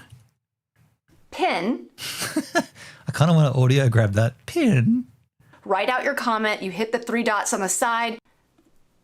Pin. Is that just me, or is that actually funny the way she said pin? Pin. Write out your comment. You hit the 3 dots on the side. Pin. And now that comment is I'm not gonna bother with it, but it is kind of funny. At the very top. Once you get this checklist down, you will be optimizing your video so that you can get more views and you'll be able to do it quickly. No. This is the exact process. No. If you do that, you're not doing it quick. You're waiting. You're going to watch your video once you've uploaded it after you've done all that work, and then you're going to sit down and go, maybe I could have done that edit tighter, or maybe I could have put an overlay there or changed the audio on that. Maybe I could have done. No. If you're doing all that shit and then you're confirming it, no, do that way before. I'm using. You do have lovely eye makeup though. I'm bored with you, Vanessa. Thanks. Let's move on. So that's her channel. Now we're going to change subjects here to something gnarly, the Australian bushfires. I mean, we know, and I know, XX Metrax Opal X. I'm not sure which country you're in, but well, Australia is, unfortunately this time of the year, the Christmas period, we have our hottest months, summer, December, January, February, and February is coming up very soon, and it's the hottest month of the year. And most of the East Coast burns at some point, up or down the coast. There's bushfires raging, and they're happening right now in Victoria. I think people have died already. I know that there's an old gentleman who died in not a bunker, but a shipping container or something. You're in USA, New York City. Okay, so I mean, you're in a metropolitan city. I guess the only kind of, you've got what's that, Central Park there, but yeah, we've got bushland everywhere here, and it's horrific. So there's been some pretty raging fires. Let's take a look at the most recent news here. I guess this was 20 hours ago. Do we have anything more current? I'll just go bushfires Victoria and see if there's anything more current. Yo, Netskis, how you doing, man? Hey, Gibbs, sun shadow was orange yesterday. Yeah, man. Yeah, we had out here, it was like super, there was like a big long haze, like a huge haze in the sky. It was pretty frightening. 7 hours ago, that looks most recent. We've gotten smoke from Canada. Yeah, right. Yeah, but very rare. Yeah. Coming down from the top there. Yeah, true. Happy New Year. Thank you, man. Thank you, Neskis. Hope you had a good one.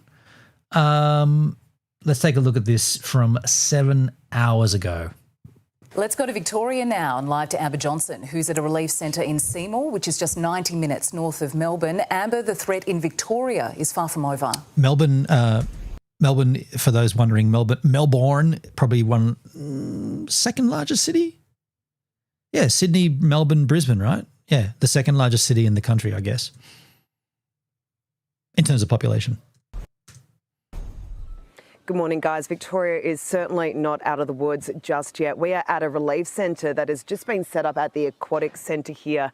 And the emotion down here today is utter exhaustion. Almost everyone down here has made the incredibly difficult decision to leave their homes, and many more have found out that their homes have been destroyed. So, fuck, that's horrible, isn't it? Imagine having to leave home and then never coming back.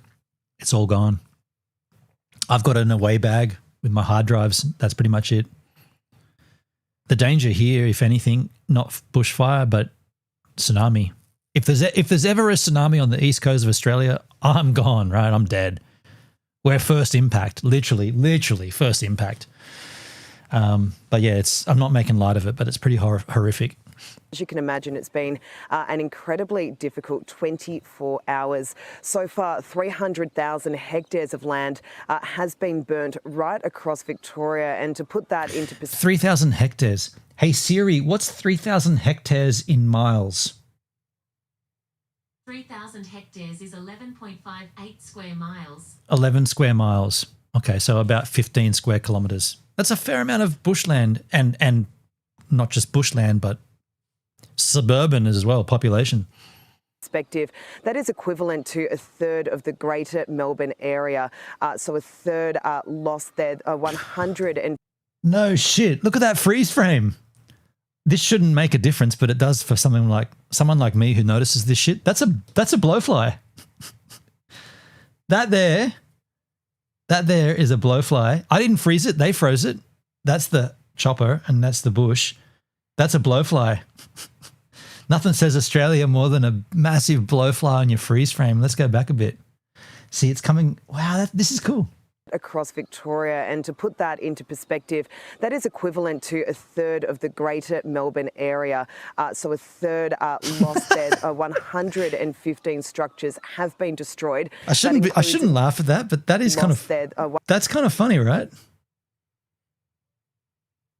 It's kind of funny that they just chose to freeze it right there on a big fucking blowfly. 115 structures. What's that too? That's weird. Have been destroyed.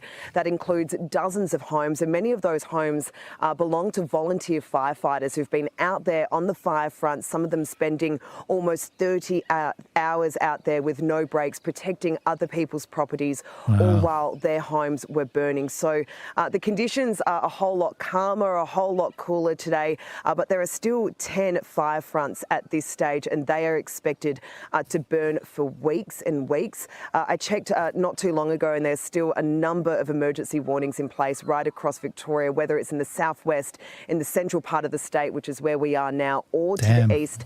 And some of those emergency warnings... If anything, the cooler temperatures today might have helped. I mean, it's cool here. It's like less than half of what it was yesterday. I don't know what it's like in Victoria and in this Seymour place, but yeah, it was definitely a relief today. Do you know how... Let me just tell you how hot it was. Okay, get this. It was 42 degrees Celsius. I went for 2 surfs.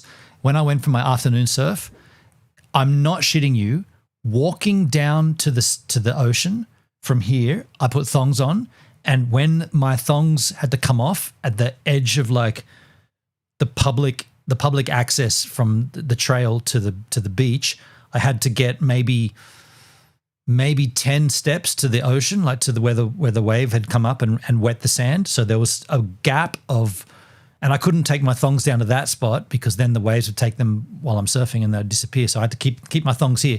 Thongs being flip-flops or slides. It's difficult talking to the other part of the world which doesn't. Thongs are footwear. Anyway, took my thongs off. From that step to the ocean, 10 steps, I am not shitting you. My toes actually burnt, and you know when it's hot and you say, man, my feet are burning, and you're saying it like my feet are burning. No, the skin on my feet actually burnt. Like, you're not allowed to show feet on a stream because there's some weird rule about that. But I kind of want to. I don't want to get banned though. I'm just coming back to streaming and I don't want to get banned. But I've literally got a burnt toe underneath my foot from the sand being too hot to stand on. Fucking hot, like super hot. At a point where people have been told... It was like that here today, Netskis. Dude, today, or you mean yesterday? And that's the difference. Today, it went from 41 yesterday to 20 today. So I can go out there and check the surf and walk on the sand with no problems at all. But yesterday, I took my thongs down to the beach, man, to go surfing. It was weird. That it is too late to leave. That's for towns such as Alexandra. They've been told that it is too dangerous to leave if they have not already done so. So they must take shelter today because homes and lives are still at risk. So she's got nice hair, huh? Kind of. Actually, no. The styling's nice, but her hair's not. Her hair, it's been combed. It's been brushed too much. Sorry. Still a developing situation out here today, and we'll keep you updated throughout the morning. Let's turn to the latest on the bushfire crisis now in Victoria, where new evacuations have been issued in the early hours of this morning.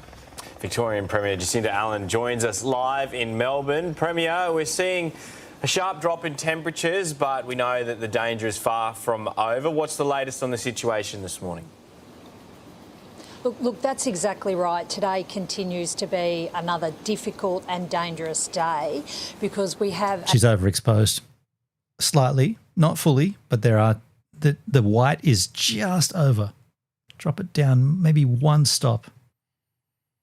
A number of active fires, again, in different parts of the state. And what's occurred overnight, which is of particular concern and worry, is we've had some new fires emerge in the Otways region as a result of lightning strike that came through the state. And those fires have increased in size, which... No shit. So not only do we have like extreme heat, but then there's a lightning fire, like an electrical storm. Oh my God. And that starts sparking up its own fire. That's crazy. Netski's 35 Celsius here today in the shade, the sunshine, it was baking. Dude, I'm not sure where you are, man. I feel like I know where you are. I feel like I should know where you are, or I feel like I've been told where you are, but I cannot remember. Wait. You're in New Zealand, right? You're in New Zealand. Is it? Hey Siri, what's the temperature in Christchurch? It's about 26 degrees in Christchurch, New Zealand. 26 in Christchurch, New Zealand. We've got a thunderstorm to cool things down at the end of the day. Yeah, Christchurch. There you go. Yeah. Okay. Damn, dude.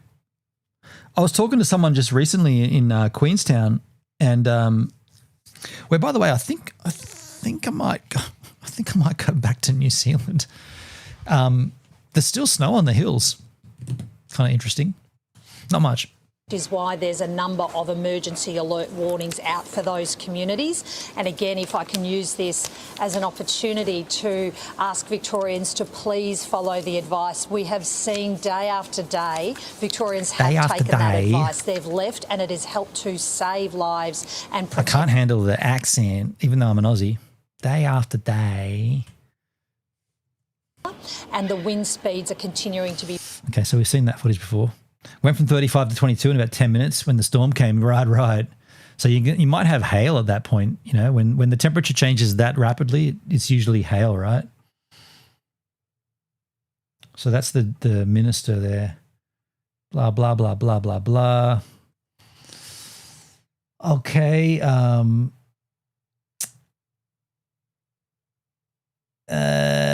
We got on this side here. Sydney becomes world's hottest day. What? Sydney becomes the world's hottest city at 43 degrees. Shit. Good evening. Sydney is officially the hottest city in the world, right? Wow. And she's wearing red. We had hail, rain, lightning. Yeah, dude. Yeah. So what did she say? Sydney's become... Good evening. Sydney is officially the hottest city in the world right now. The temperature topping out at over 43 degrees at the whole.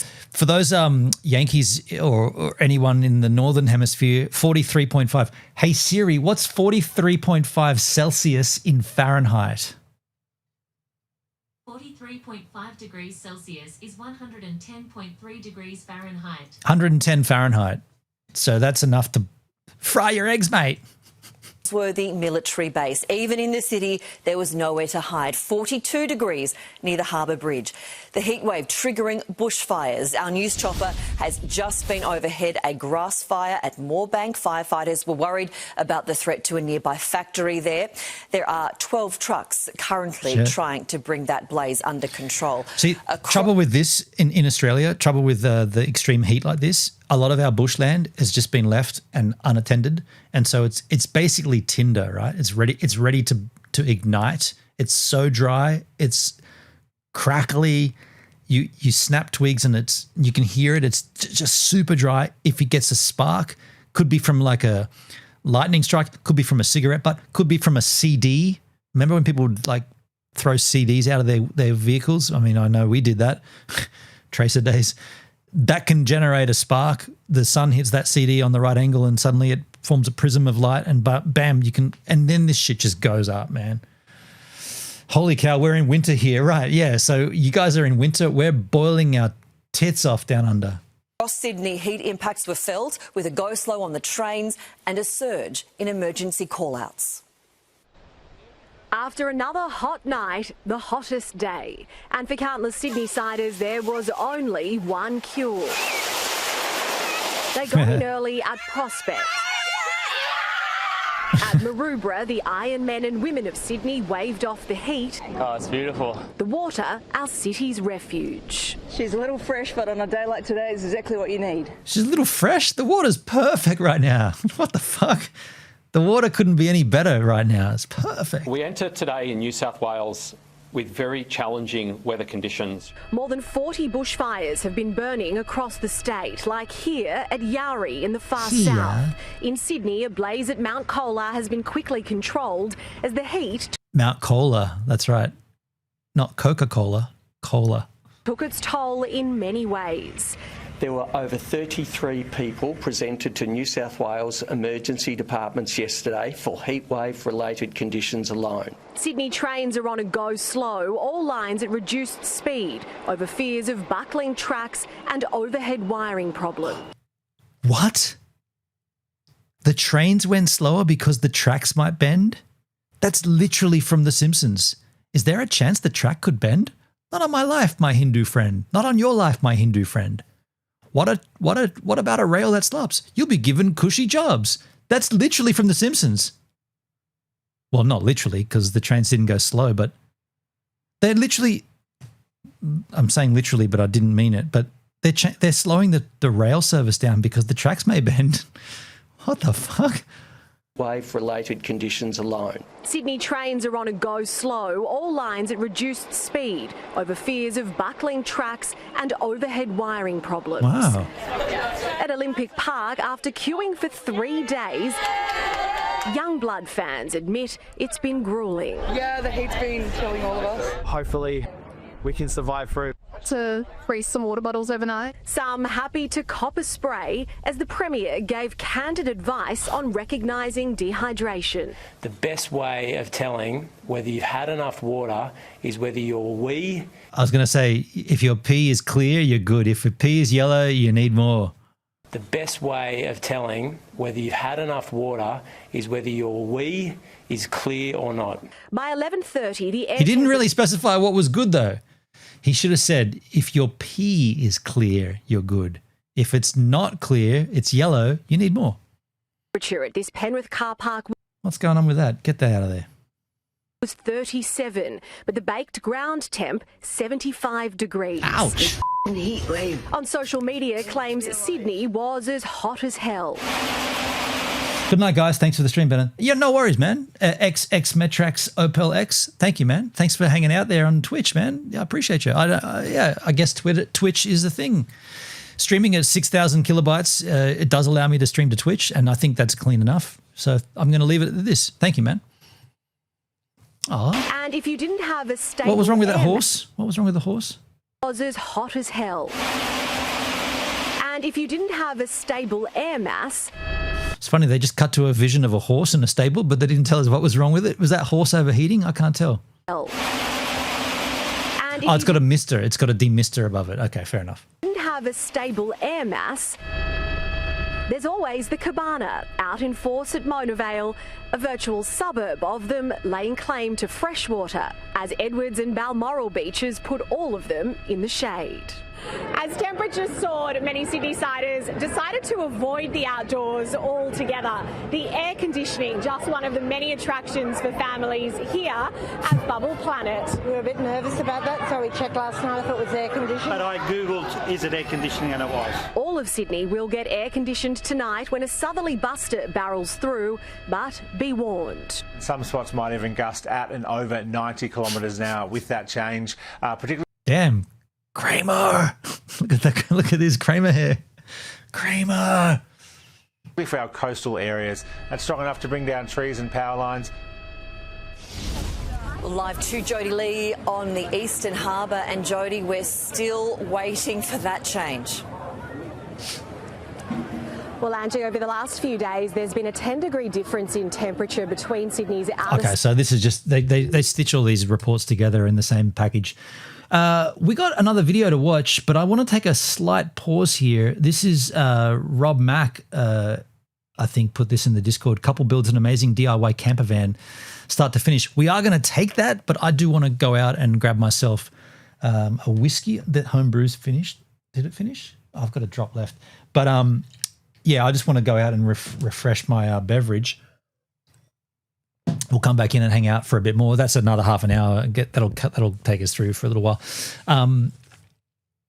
So enjoyed my surfing clip from yesterday. 2 surfs, morning session, afternoon session, 42-degree day, summer hotness. Better surf was in the afternoon. I'll be right back.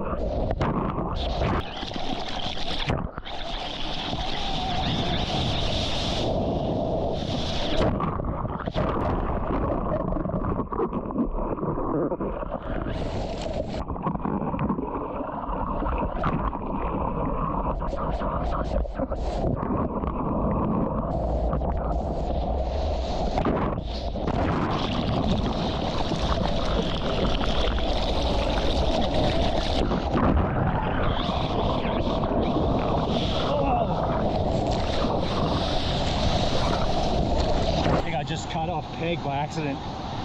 Didn't even see him on that wave until he was right there, and he's caught on the inside now. My bad. I have to apologise to him. Can't even see him.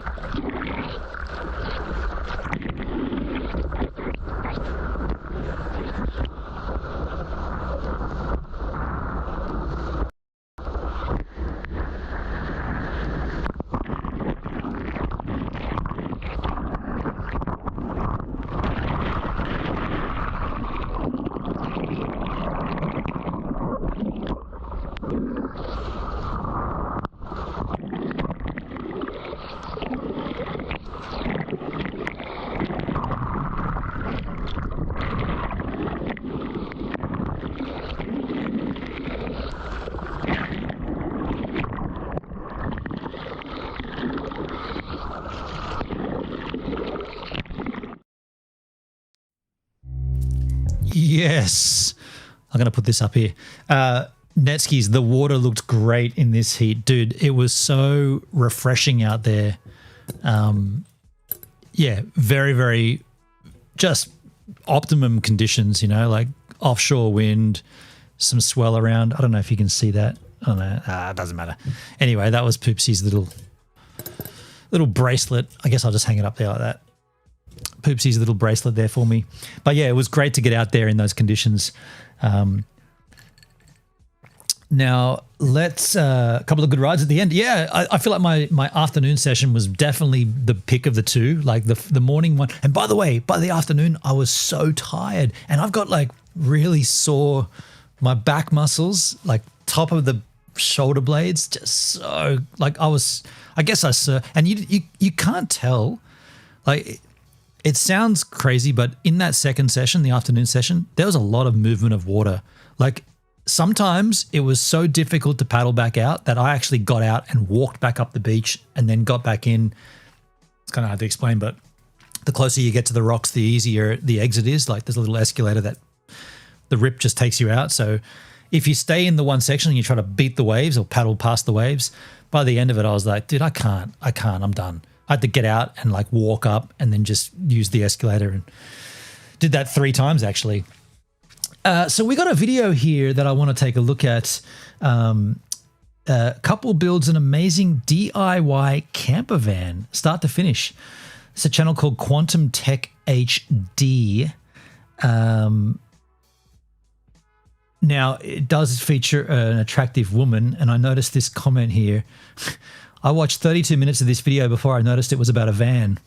So anyway, we might be inundated by a pretty woman, but they are building a van, and we might not watch it all, but we'll at least take a look and see what it is about. Looks like a Mitsubishi Sprinter. They're not going to talk? Is that all it's about? Just time lapse? It's in the UK, right?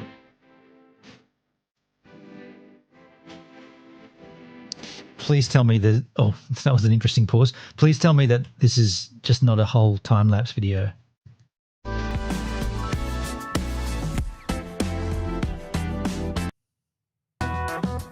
Are you kidding me?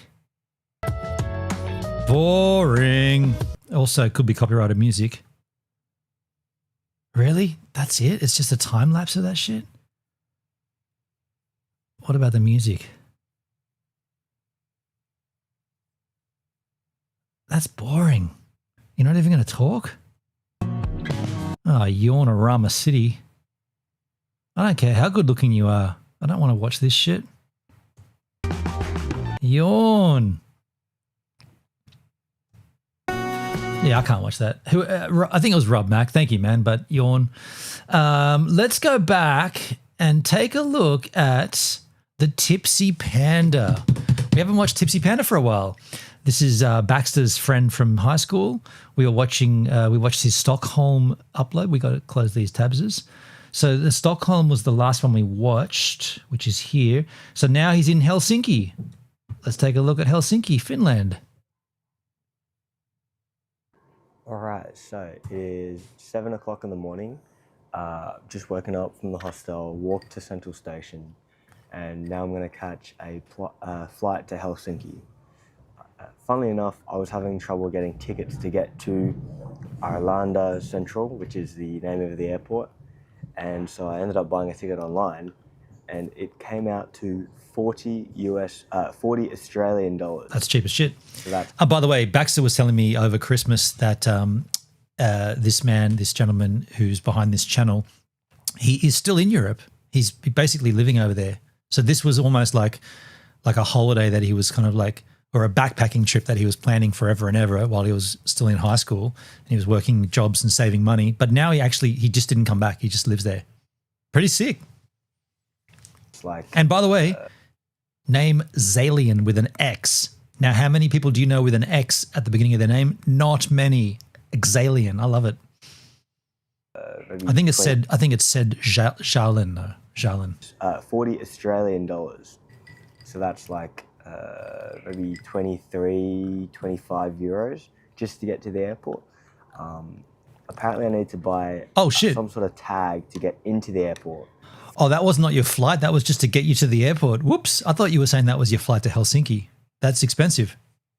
From the train station. So in order to actually access the airport, you need to once again buy another ticket. Oh, shit.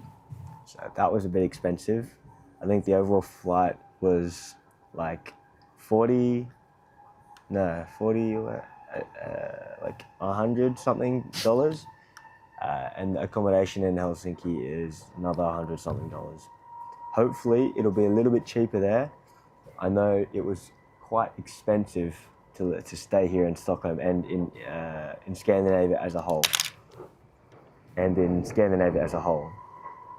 Whoa. What happened then? Did he edit that in twice or was that just a glitch? Expensive to stay here in Stockholm and in Scandinavia as a whole. That's weird. He said that twice. He actually spoke it twice. Like I just did then. I know it was quite expensive to stay here in Stockholm and in Scandinavia as a whole. Yeah, I think what he was doing there, he maybe thought when he dropped whatever he was holding that the sound might have cancelled out the audio, so he said it twice. But he didn't edit it out. He left the both of them in. We had card games last night. We played a game called Dixia. It was very intriguing, very fun. Met some pretty cool people, and went to bed at like 1 o'clock in the morning, 2 o'clock in the morning. Yeah, it was good though. Okay, so made it through security. Going through the airport was quite all right. Lots of duty-free stuff, but looking at the plane and looking at my gate, you know, you got to make sure that the gate exists before you go mess around and have a shop. But that over there is the plane. That small thing there is the. So he's in Stockholm going to Helsinki. Yeah. I don't know. I was expecting something like that, or even something like that there, but it's very clear that not many people go to Helsinki, or that the flights are very frequent. Wow, that airplane looks very small, mate. Right. Hey mensen, vandaag zijn we in het mooie Helsinki. And I'm here with my friend. I don't even know his name yet, but he's Tipsy.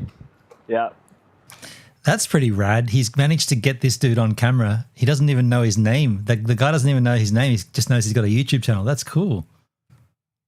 I like this. Right. Hey mensen, vandaag zijn we in het mooie Helsinki. And I'm here with my friend. I don't even know his name yet, but he's Tipsy. Yeah. And yeah, I'm a Dutchie too. This is the second day in Helsinki. The first day we didn't really get up to much. We just went out for a bite to eat. We went to an Aussie burger pub. Yeah, it was really good. Yeah, it was good? Yeah, what did we have? Like Parmesan chicken? Chicken palmy. Chicken palmy, wow. Yeah. It was very expensive. It was like $45 for chicken palmy. Whoa, $45? But we did a free walking tour today, yeah? Yeah. Yeah, it was good. We went around like some of the historical sites in Helsinki. Massive library. Yeah, that there is a library. Yeah, it's not even a library. It's like just a living space with everything in it, like. He needs to mic him up. 3D printing. That's what I love about the Rode Video Mic Wireless Go that I've got. They come with two, and so you can put one on someone else, and then they both transmit to the same receiver. So you could put one on his jacket and one on Zalian's jacket, and then you'd get. And by the way, I'm going to be using that when I do my GoVan streams. Instead of using this camera with the Video Mic Pro, I'm going to actually just have my lapel mic. And yeah, the idea is that if I do meet, like I'm going to try to pick up hitchhikers and meet random strangers, and I'm going to put them on mic as well. That's what I plan anyway, but we'll see how that all rolls out. But rent everything like you want, like tools, equipment, you name it, they have it. Exactly. It's like the Bunnings, but free. Bunnings. They also have a buffet in there, and they have a sauna in there. They have everything. What did he say? It's the Bunnings, but it's a library, but it's all free. Okay. Yeah, but you can't get like power tools and shit. Later today, we're going to a sauna, yeah? Yeah. A sauna. Yeah, we will hold hands. Finland, Yeah, they no, mate, not love their happening. saunas. Thankfully. I just saved his life. Wow. He did too. He grabbed him by the shoulder. He was about to walk into a bike lane. Yeah, no, mate, not happening. Thankfully. He did too. I just saved his life. Thank you. That's pretty cool. Again. Again. Nice, man. And what are we doing now? Great at vlogging. What are we doing now? That's something that Australians don't like, and I only know this because of my time in Europe, but it's definitely in most parts of Europe, bicycles have right of way. And from Australia, like it's different now, I guess, like in Sydney, there's bike paths and there's designated bike lanes and you do have traffic signals for bikes and shit. But I mean, leading up till maybe, I don't know, like I didn't notice it until like, I guess about 5 or 6 years ago, but up until then, bicycles, fuck off, whatever, piss off. But you go to Europe and no, bicycles, they are more legitimatized than a human walking. So you've got to give way to bicycles. And the biggest obstacle is, I remember in Germany, there's main like artillery roads, and then there's like an access road. Like if you can picture like a dual carriageway, of course you're on the right hand side, and then there's like a verge of grass, and then there's another road. And so when you want to turn off the main like artillery road to get into like, you know, the deep suburb streets, you got to turn right, and then you got to cross over this external road.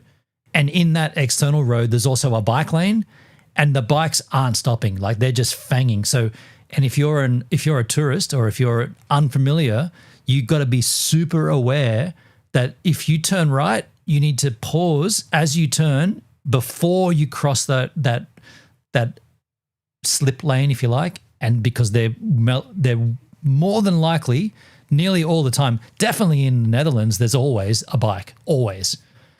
And they have right away. So and that's what Zalian just did then. He didn't even, like, and you saw the sign behind him, bicycle way. He didn't even stop because it's not familiar for us. But this other guy, I guess he's well, we don't know where he's from, but he's obviously Scandinavian. We're going to the hostel to... He sounds Dutch. Eat a little bit and then get ready for the sauna. Yeah, exactly. A lot of things here are made in granite. What else did we learn on the tour? That they love Russia. Yeah, Until of course. a certain point where they didn't love Russia anymore. Yeah. And yeah, what more? We didn't really listen, did we? No, we didn't. But the tour guide was amazing. Yeah, he was. So, He was yeah. like, for real. And the sun is shining, and it's a beautiful day. So The weather we is were sweet. just enjoying the weather. But we can see how in winter this might be a bit bleak and dark. I'd actually consider living here. It was going minus 30 here. Like, you won't see me here in that time of the year. Yeah. Minus 30. Yeah, exactly. But the sun is shining. It's like, what, 19 degrees, eh? Yeah. Yeah. I think Yeah, so, yeah. Yeah. Yeah. I love it. Exactly. And here's what it sort of looks like. Those are stone buildings. We've got lots of statues as well of weird and famous people, I'm sure. Statue, bro. What are the always wondered what camera he uses. I feel like it's an Insta360. No comments, man. 31 views 8 months ago. Give this guy some love, dude. I'm going to get claimed for this song, Upbeat Funk. Man, no comments. No one's engaging. We're the only ones watching this shit. I mean, I'm watching it because it's Baxter's friend, but I also think he's pretty cool. Like, I mean, he's met this dude and he's hanging out in Helsinki. It's kind of cool. I like the trams. The trams look cool. Yeah, very old school, yeah. The architecture there looks nice. Alright, so we've decided tomorrow morning we're going to the castle as well as the zoo. And so I'm guessing we're going to have to take a ferry to get to somewhere like that. Yeah, like a mini ferry. Yeah. Like a very small one. Yeah. More like a rescue boat. Exactly, exactly. A tender. And here we have Central Station. It's so huge. Helemaal groot, ja. Yeah. Wow. Really big, yeah, really big. That's a good pronunciation. Made out of granite once again. Like everything. Like everything here, yeah. Kopfstein. Alright, so we just went into the sauna, or the sauna. But you better like start it there. Why? That's like giving you experience with the sea, right? For God's sake. He looks frustrated. Yep, sure. No. And so we're by the sea. It does look better All there. that coast wow. over there. And this is just a big view of what we can see. It's very European. But yeah, the sauna was good. Very warm at some times. When they keep adding water, I don't think I went to Helsinki. I don't think we went to Finland. I'm going to check. I don't think we did. I had to call it quits for a bit. They were so challenging. They were so challenging, Yeah. yeah. I feel like they didn't want us in the sauna, so they just added more water and drive the tourists out. Bully the tourists No, away. we never went to Finland. One of them is smoke, wood smoke, and that's some of the vents for it. Yeah, nice and relaxing. And so we're going to go back to the hostel and chill out for a bit.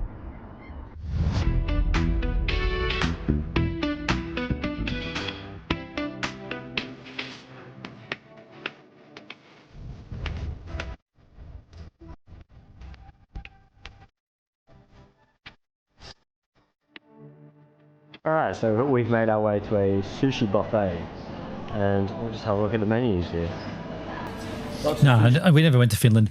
I've been getting into sushi a lot lately. I've been eating a lot of sushi. More, well, not a lot, but more than ever before. I feel like I used to, like if I wake up somewhere and I'm at a gig or something and I've been sleeping in GoVan, I'll go for a surf somewhere. I'll have Weet-Bix and a coffee. Like I did at, what was that lookout on not New Year's Day, but like a couple of days after. I still got to put this video together, but I went on this mission and anyway, this thing, and I ended up camping and in the morning I'd get my breakfast and then I'd go looking for a surf, and I had a surf at Copacabana. And then I was like, I need to get food. And normally I'd go, I'll just get a pie and a sausage roll. But in the last sort of 7 or 8 months, I've actually been, no, I'm going to get sushi.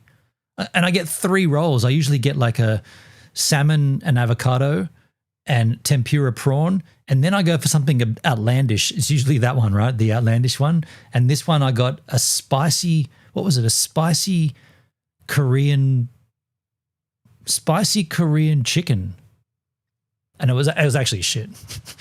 I wouldn't get it again, but I was like, okay, I want what I know. I want the salmon avocado and I want a tempura prawn, and then I want to get blown away.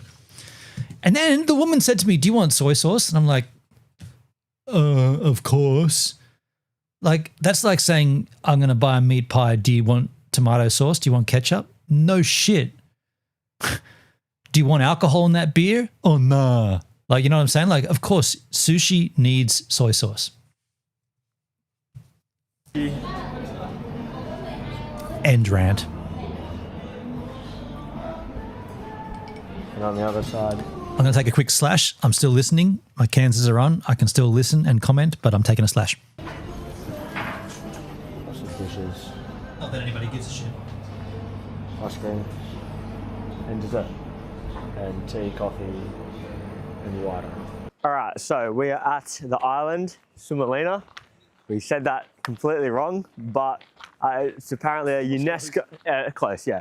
It's apparently a UNESCO National Heritage listed site, something like that. And we're just walking around it. Looks pretty cool.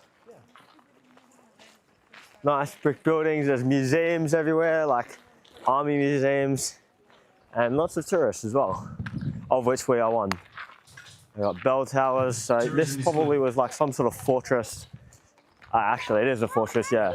It's a fortress. It was a fortress. It is, but it was used, yeah. Ja. Natuurlijk. Ik weet dat. Ik weet dat. Reached a little opening here, and you can see the fortress over there, and some little entryways. There is an army museum, but I think I've seen enough army stuff, to be honest, in all the other Nordic countries. But yeah, it's quite nice.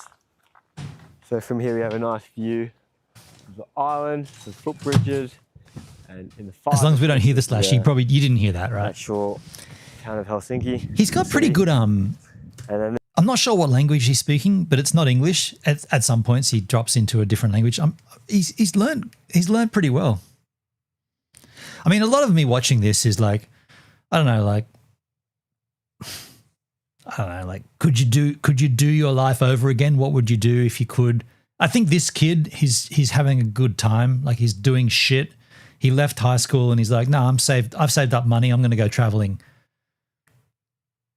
Like, we don't know where this goes, how this pans out, and no one ever does in life anyway. But I just enjoy. You didn't hear it? Thank you, Netskis. I just enjoy watching him because, well, look, to be fair, if it wasn't related to Baxter, I probably wouldn't be engaging. But Baxter is good friends with him, and I just think it's cool that he's not only is he doing this, but he's creating content from it. That's what I find intriguing. And he seems like a cool kid. I've only met him a couple of times. And to be completely honest, I can't remember meeting him. I'm sure one of them was in Janali at Anya's place.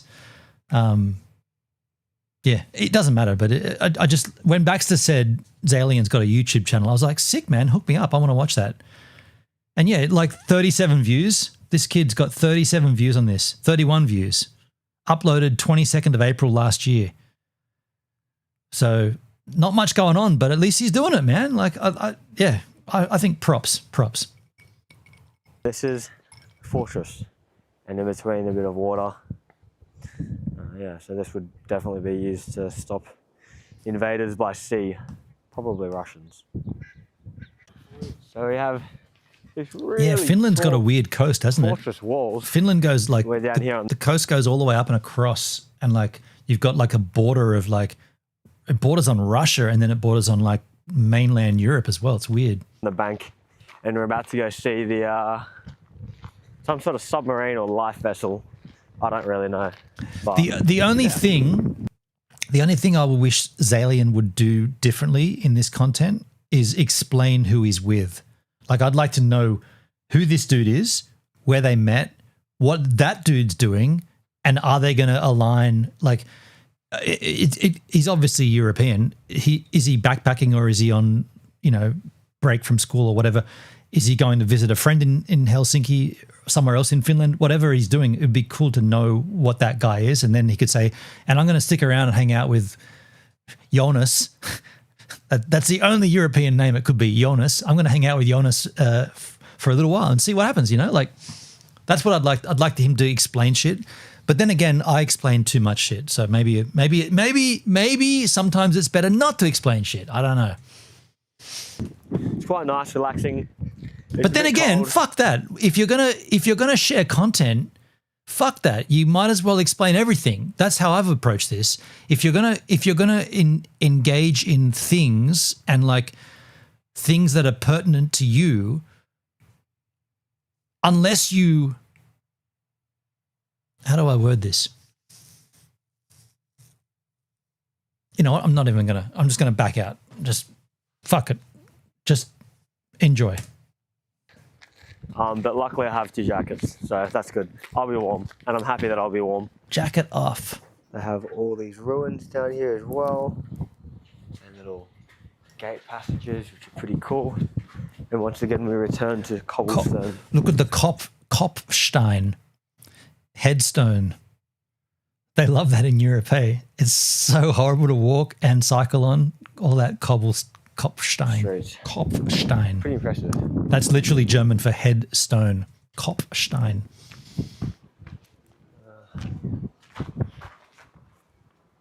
Pause the video, read that. Can't be bothered. Schloss. Schloss. We need Hendrik in here. Schloss is German for castle. But he's not in Germany. He's in Finland. Close enough. Wait. No. Wait. Schloss is key. What am I mixing up here? Oh, man, I really need the H-man. Hey, Siri, what's the German word for castle? I found 4 results in German. If you mean ruler's fortified building, you'd say Burg. If you mean large, stately mansion, Schloss. A chess piece, Turm. King and rook switching positions, Hukade. Hukade. She said Schluss. Okay, to clarify this, wait a second. Hey, Siri, what's the German word for key? Schlüssel. I found 4 ways to say key in German. If you mean device allowing access to something, you'd say Schlüssel. If you mean important point, entscheidende. Lever that operates a mechanism, Taste. Word list that explains symbols, Legende. So Schlüssel is the word I was looking for, but Schlüssel is very close to Schloss. Schloss is castle, Schlüssel is key. So you might need the key for the castle. You could say, Kann ich habe ein Schlüssel Schloss? Yeah, can I have the castle key? Hey Siri, how would I say in German, can I have the castle key? In German, can I have the castle key is Kann ich den Schlossschlüssel haben? Okay, I did it backwards. I said, kann ich habe ein Schlüssel Schloss? But she said, kann ich habe Schlüssel? She did it backwards. She said, can I the castle key have? Hey Siri, repeat that. Kann ich den Schlossschlüssel haben? Kann ich again? Hey Siri, repeat that. Kann ich den Schlossschlüssel haben? Kann ich ein Schlossschlüssel haben? Yeah, it's backwards, right? It's like when they do the number, it's like the number, if it's 2 digits, they don't say the first digit first, they say the second digit. So like 28 would be, in English it would be 28, but in German it's 28, which is 8 and 20. What are we doing? Why are we doing this for? I don't know. Back to the Tipsy Panda. I can see that, yeah. I think my point there was that language is cool. I don't know. I don't know what my point was there, but I enjoyed it.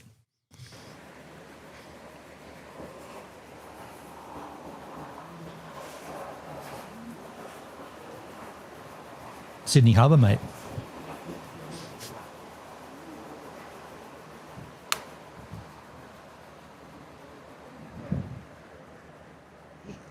Alright, so that flag up there is actually the only flag in Finland that can be flown because, what was the reason again? There are only particularly flag days where they can raise a flag.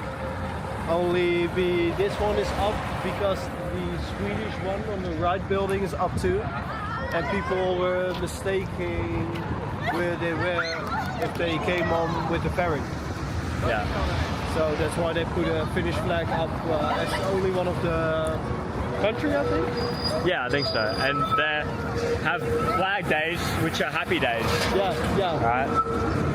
Like when they celebrate when the sun won't go down, you know? Yeah, midnight summer. 24-hour sun. Something like that.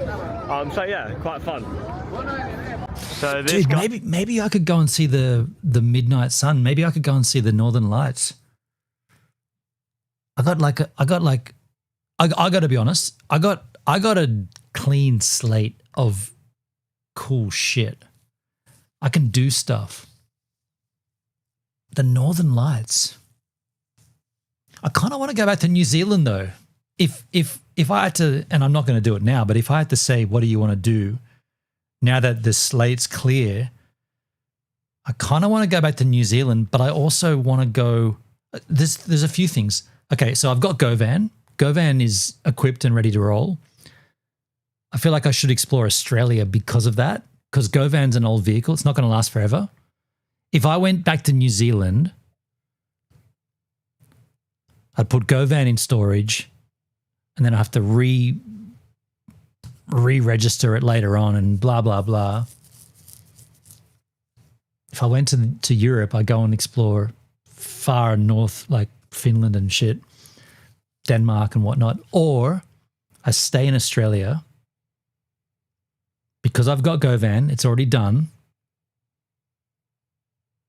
I feel like the obvious answer is to explore Australia. I watched a bunch of content from Luke Campbell, who's out there in Broome. I'm half thinking I might take a road trip northwest and go through outback Queensland and wind up in Western Australia, go through Karratha at the very top and wind up in Broome, hang out with Campbell. Kind of I've been given a little blessing here, a little. When I see this content, I get inspired. But I need to be realistic about it, because I do have GoVan, and like I know that GoVan won't last forever, right? It's an older vehicle. I had the timing belt done. I preempted that might fuck up, and I got that done. Everything's working fine right now. There's a cracked windshield. I got to get that replaced. If I go north, I can get that done at the Leaker garage in Queensland, or I could get it done in the one in Geelong, which that's not going to happen. But I can go north and get that done. And you might say, well, why don't you get a windshield done here? I reached out to the Leaker garage, and they're like, yeah, we can do that for $300. Everywhere else is like double that. So they're jacking the price up because it's an import vehicle. But anyway, I can do that in Queensland.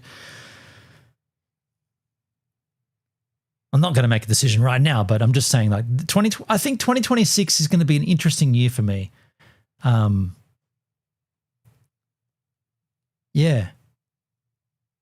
And I get inspired when I see stuff like this. Like it really gets me G'd up. Here is inspired by the Champs-Élysées in France. Also inspired. The same architect plannings.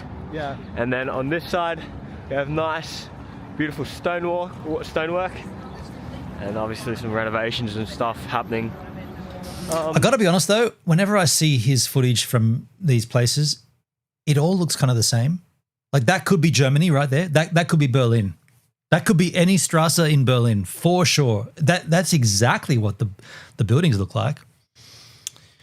Nevsky's free windscreens on car insurance in New Zealand. So we have a weird, we have similar but not quite the same. We have free. If you have no. What's the other phrase? Not a crack. There's another phrase for a. It's like not an asterisk. You can either have a crack that runs like keeps, and mine's zigzagging. Mine started, man. When it happened, I didn't even know it happened. When that thing happened, it was like, what was that? Oh, okay, something hit the windshield. And where I was at the time, it was weird. It was really weird. There was no one around. There was no vehicle in front. So it wasn't like a rock that flung up from a truck or anything. It was West Nowra on the way to the tip. You might say, yeah, on the way to the tip, man, it was a truck. There was no vehicle in front, no one on the side. It was like single carriageway. And then there was this almighty bang. And I was like, what the fuck was that? And then over the next couple of days, I start seeing a little line, and the line came up in like an arcing L shape, and it was only like that long at the time. And now, if you look where that line is, holy fuck, it's gone all the way up. It covers basically, if the windshield is like, let's say it's that wide in totes, it covers half the windshield easily, and it's reaching, it's coming. And I did research. In Australia, you don't have to legally replace it until the crack goes over the line of visual of the driver. So right now it's the passenger side, and that it's completely fucked, right? If there was a passenger there, they couldn't see jack shit. It's just this sparkling line of glass, but it hasn't got its way across to the center yet. So I'm still good, but it's on its way. And every time I drive, which is kind of regular because I'm driving it to my Ola and whatnot, it's getting worse. And every time I look at it, I'm like, yep, it keeps creeping along. The chip, that's the word. So the chip, yeah, we get free chip replacement, but not crack. Chip is different. They put like a suction or a puncture something on it and they keep a circle around it or something and they fix. I don't know what they do, but they do something and it fixes it. But they can't do that with a crack. Oh shit! There's always like a pop podium. Get out of there. This new overlay thing's weird. Where artists can play music for free, as in, yeah, serving the community. Can you say it like that? Yeah, and busking looks like it as well. Klopt? Ja, oké. Rechts. We moeten rechts gaan. Ja. Ja. Ja. Very good. And on each corner, the street names are so long that they have animals. So this one is the most expensive one in Finland because it's a unicorn and the most sought after. And so that's how they remember. It's like an animal block. And wow, we have unicorns. They do that there on chips as well. Okay, Netskis, there you go. Gotcha. Wow, that's cool. Dat is helemaal groter.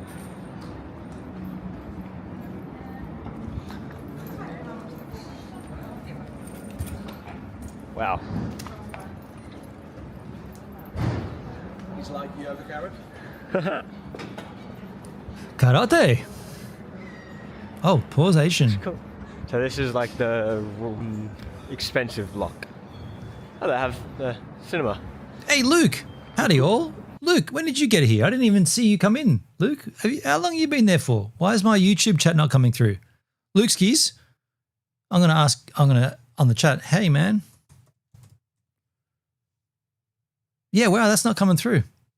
Shit. How come the YouTube chat's not coming through? That's weird. Sorry, dude. I hope you're doing well, Luke. Yeah. Oh, that's the end of it? Are you kidding me? Dude, no, we're not watching another one. That just ended so freaking abruptly. I was going to check why my YouTube chat's not coming through. Doesn't matter. We're going to wrap it up here anyway. Hey, Luke, you came in right at the end. The insurance doesn't cover one full replacement per year. Yeah. It's very similar here. Yeah, you get a tease. And by the way, the tease doesn't include replacement. It's only like repair of the chip. So I've got to replace the whole windshield, and I will do it. Originally I was going to do it in Geelong, but it's not. I'm going to do it north. So there are options, and thank you for hanging out with me on the stream today. What did we did a 2.5 hour stream. Yeah, I've been trying. No. How am I phrasing this? I want to get back to streaming regular, and I'm doing that. I'm making the effort to do the content. Yeah. What's the mining town? Dude, we'll definitely get back to Sarah Gordo and Toothboy for sure. Of course we will. Yeah. I think he's been pretty quiet though. He's been pretty quiet. Trying to get you to stay longer. Not tonight. I got to go cook a barbecue tonight. I'm on steak duty tonight. But yeah, it's a you know what? It is what it is. I'll see you next time. Cheers. Prost. To keep it European. Prost. Hells to the yeah. Good luck trying to get me to stay longer. Nice try, Netskis. Appreciate that, man. But as the sight faded, I had to find my way. Now I'm off the platform, surfing through the fray. Got my crew behind me, yeah, we call them givers. Chilling IRL, catching all the rivers. Sparkle in the chat, bringing loss to the grind. Talking cripple games while we sip at Jack Fine. Gives a minute, yeah, we take our time. Subtle rhyme. From the land down under, streaming through the night. New Zealand vibes, surfing waves day to night. Always looking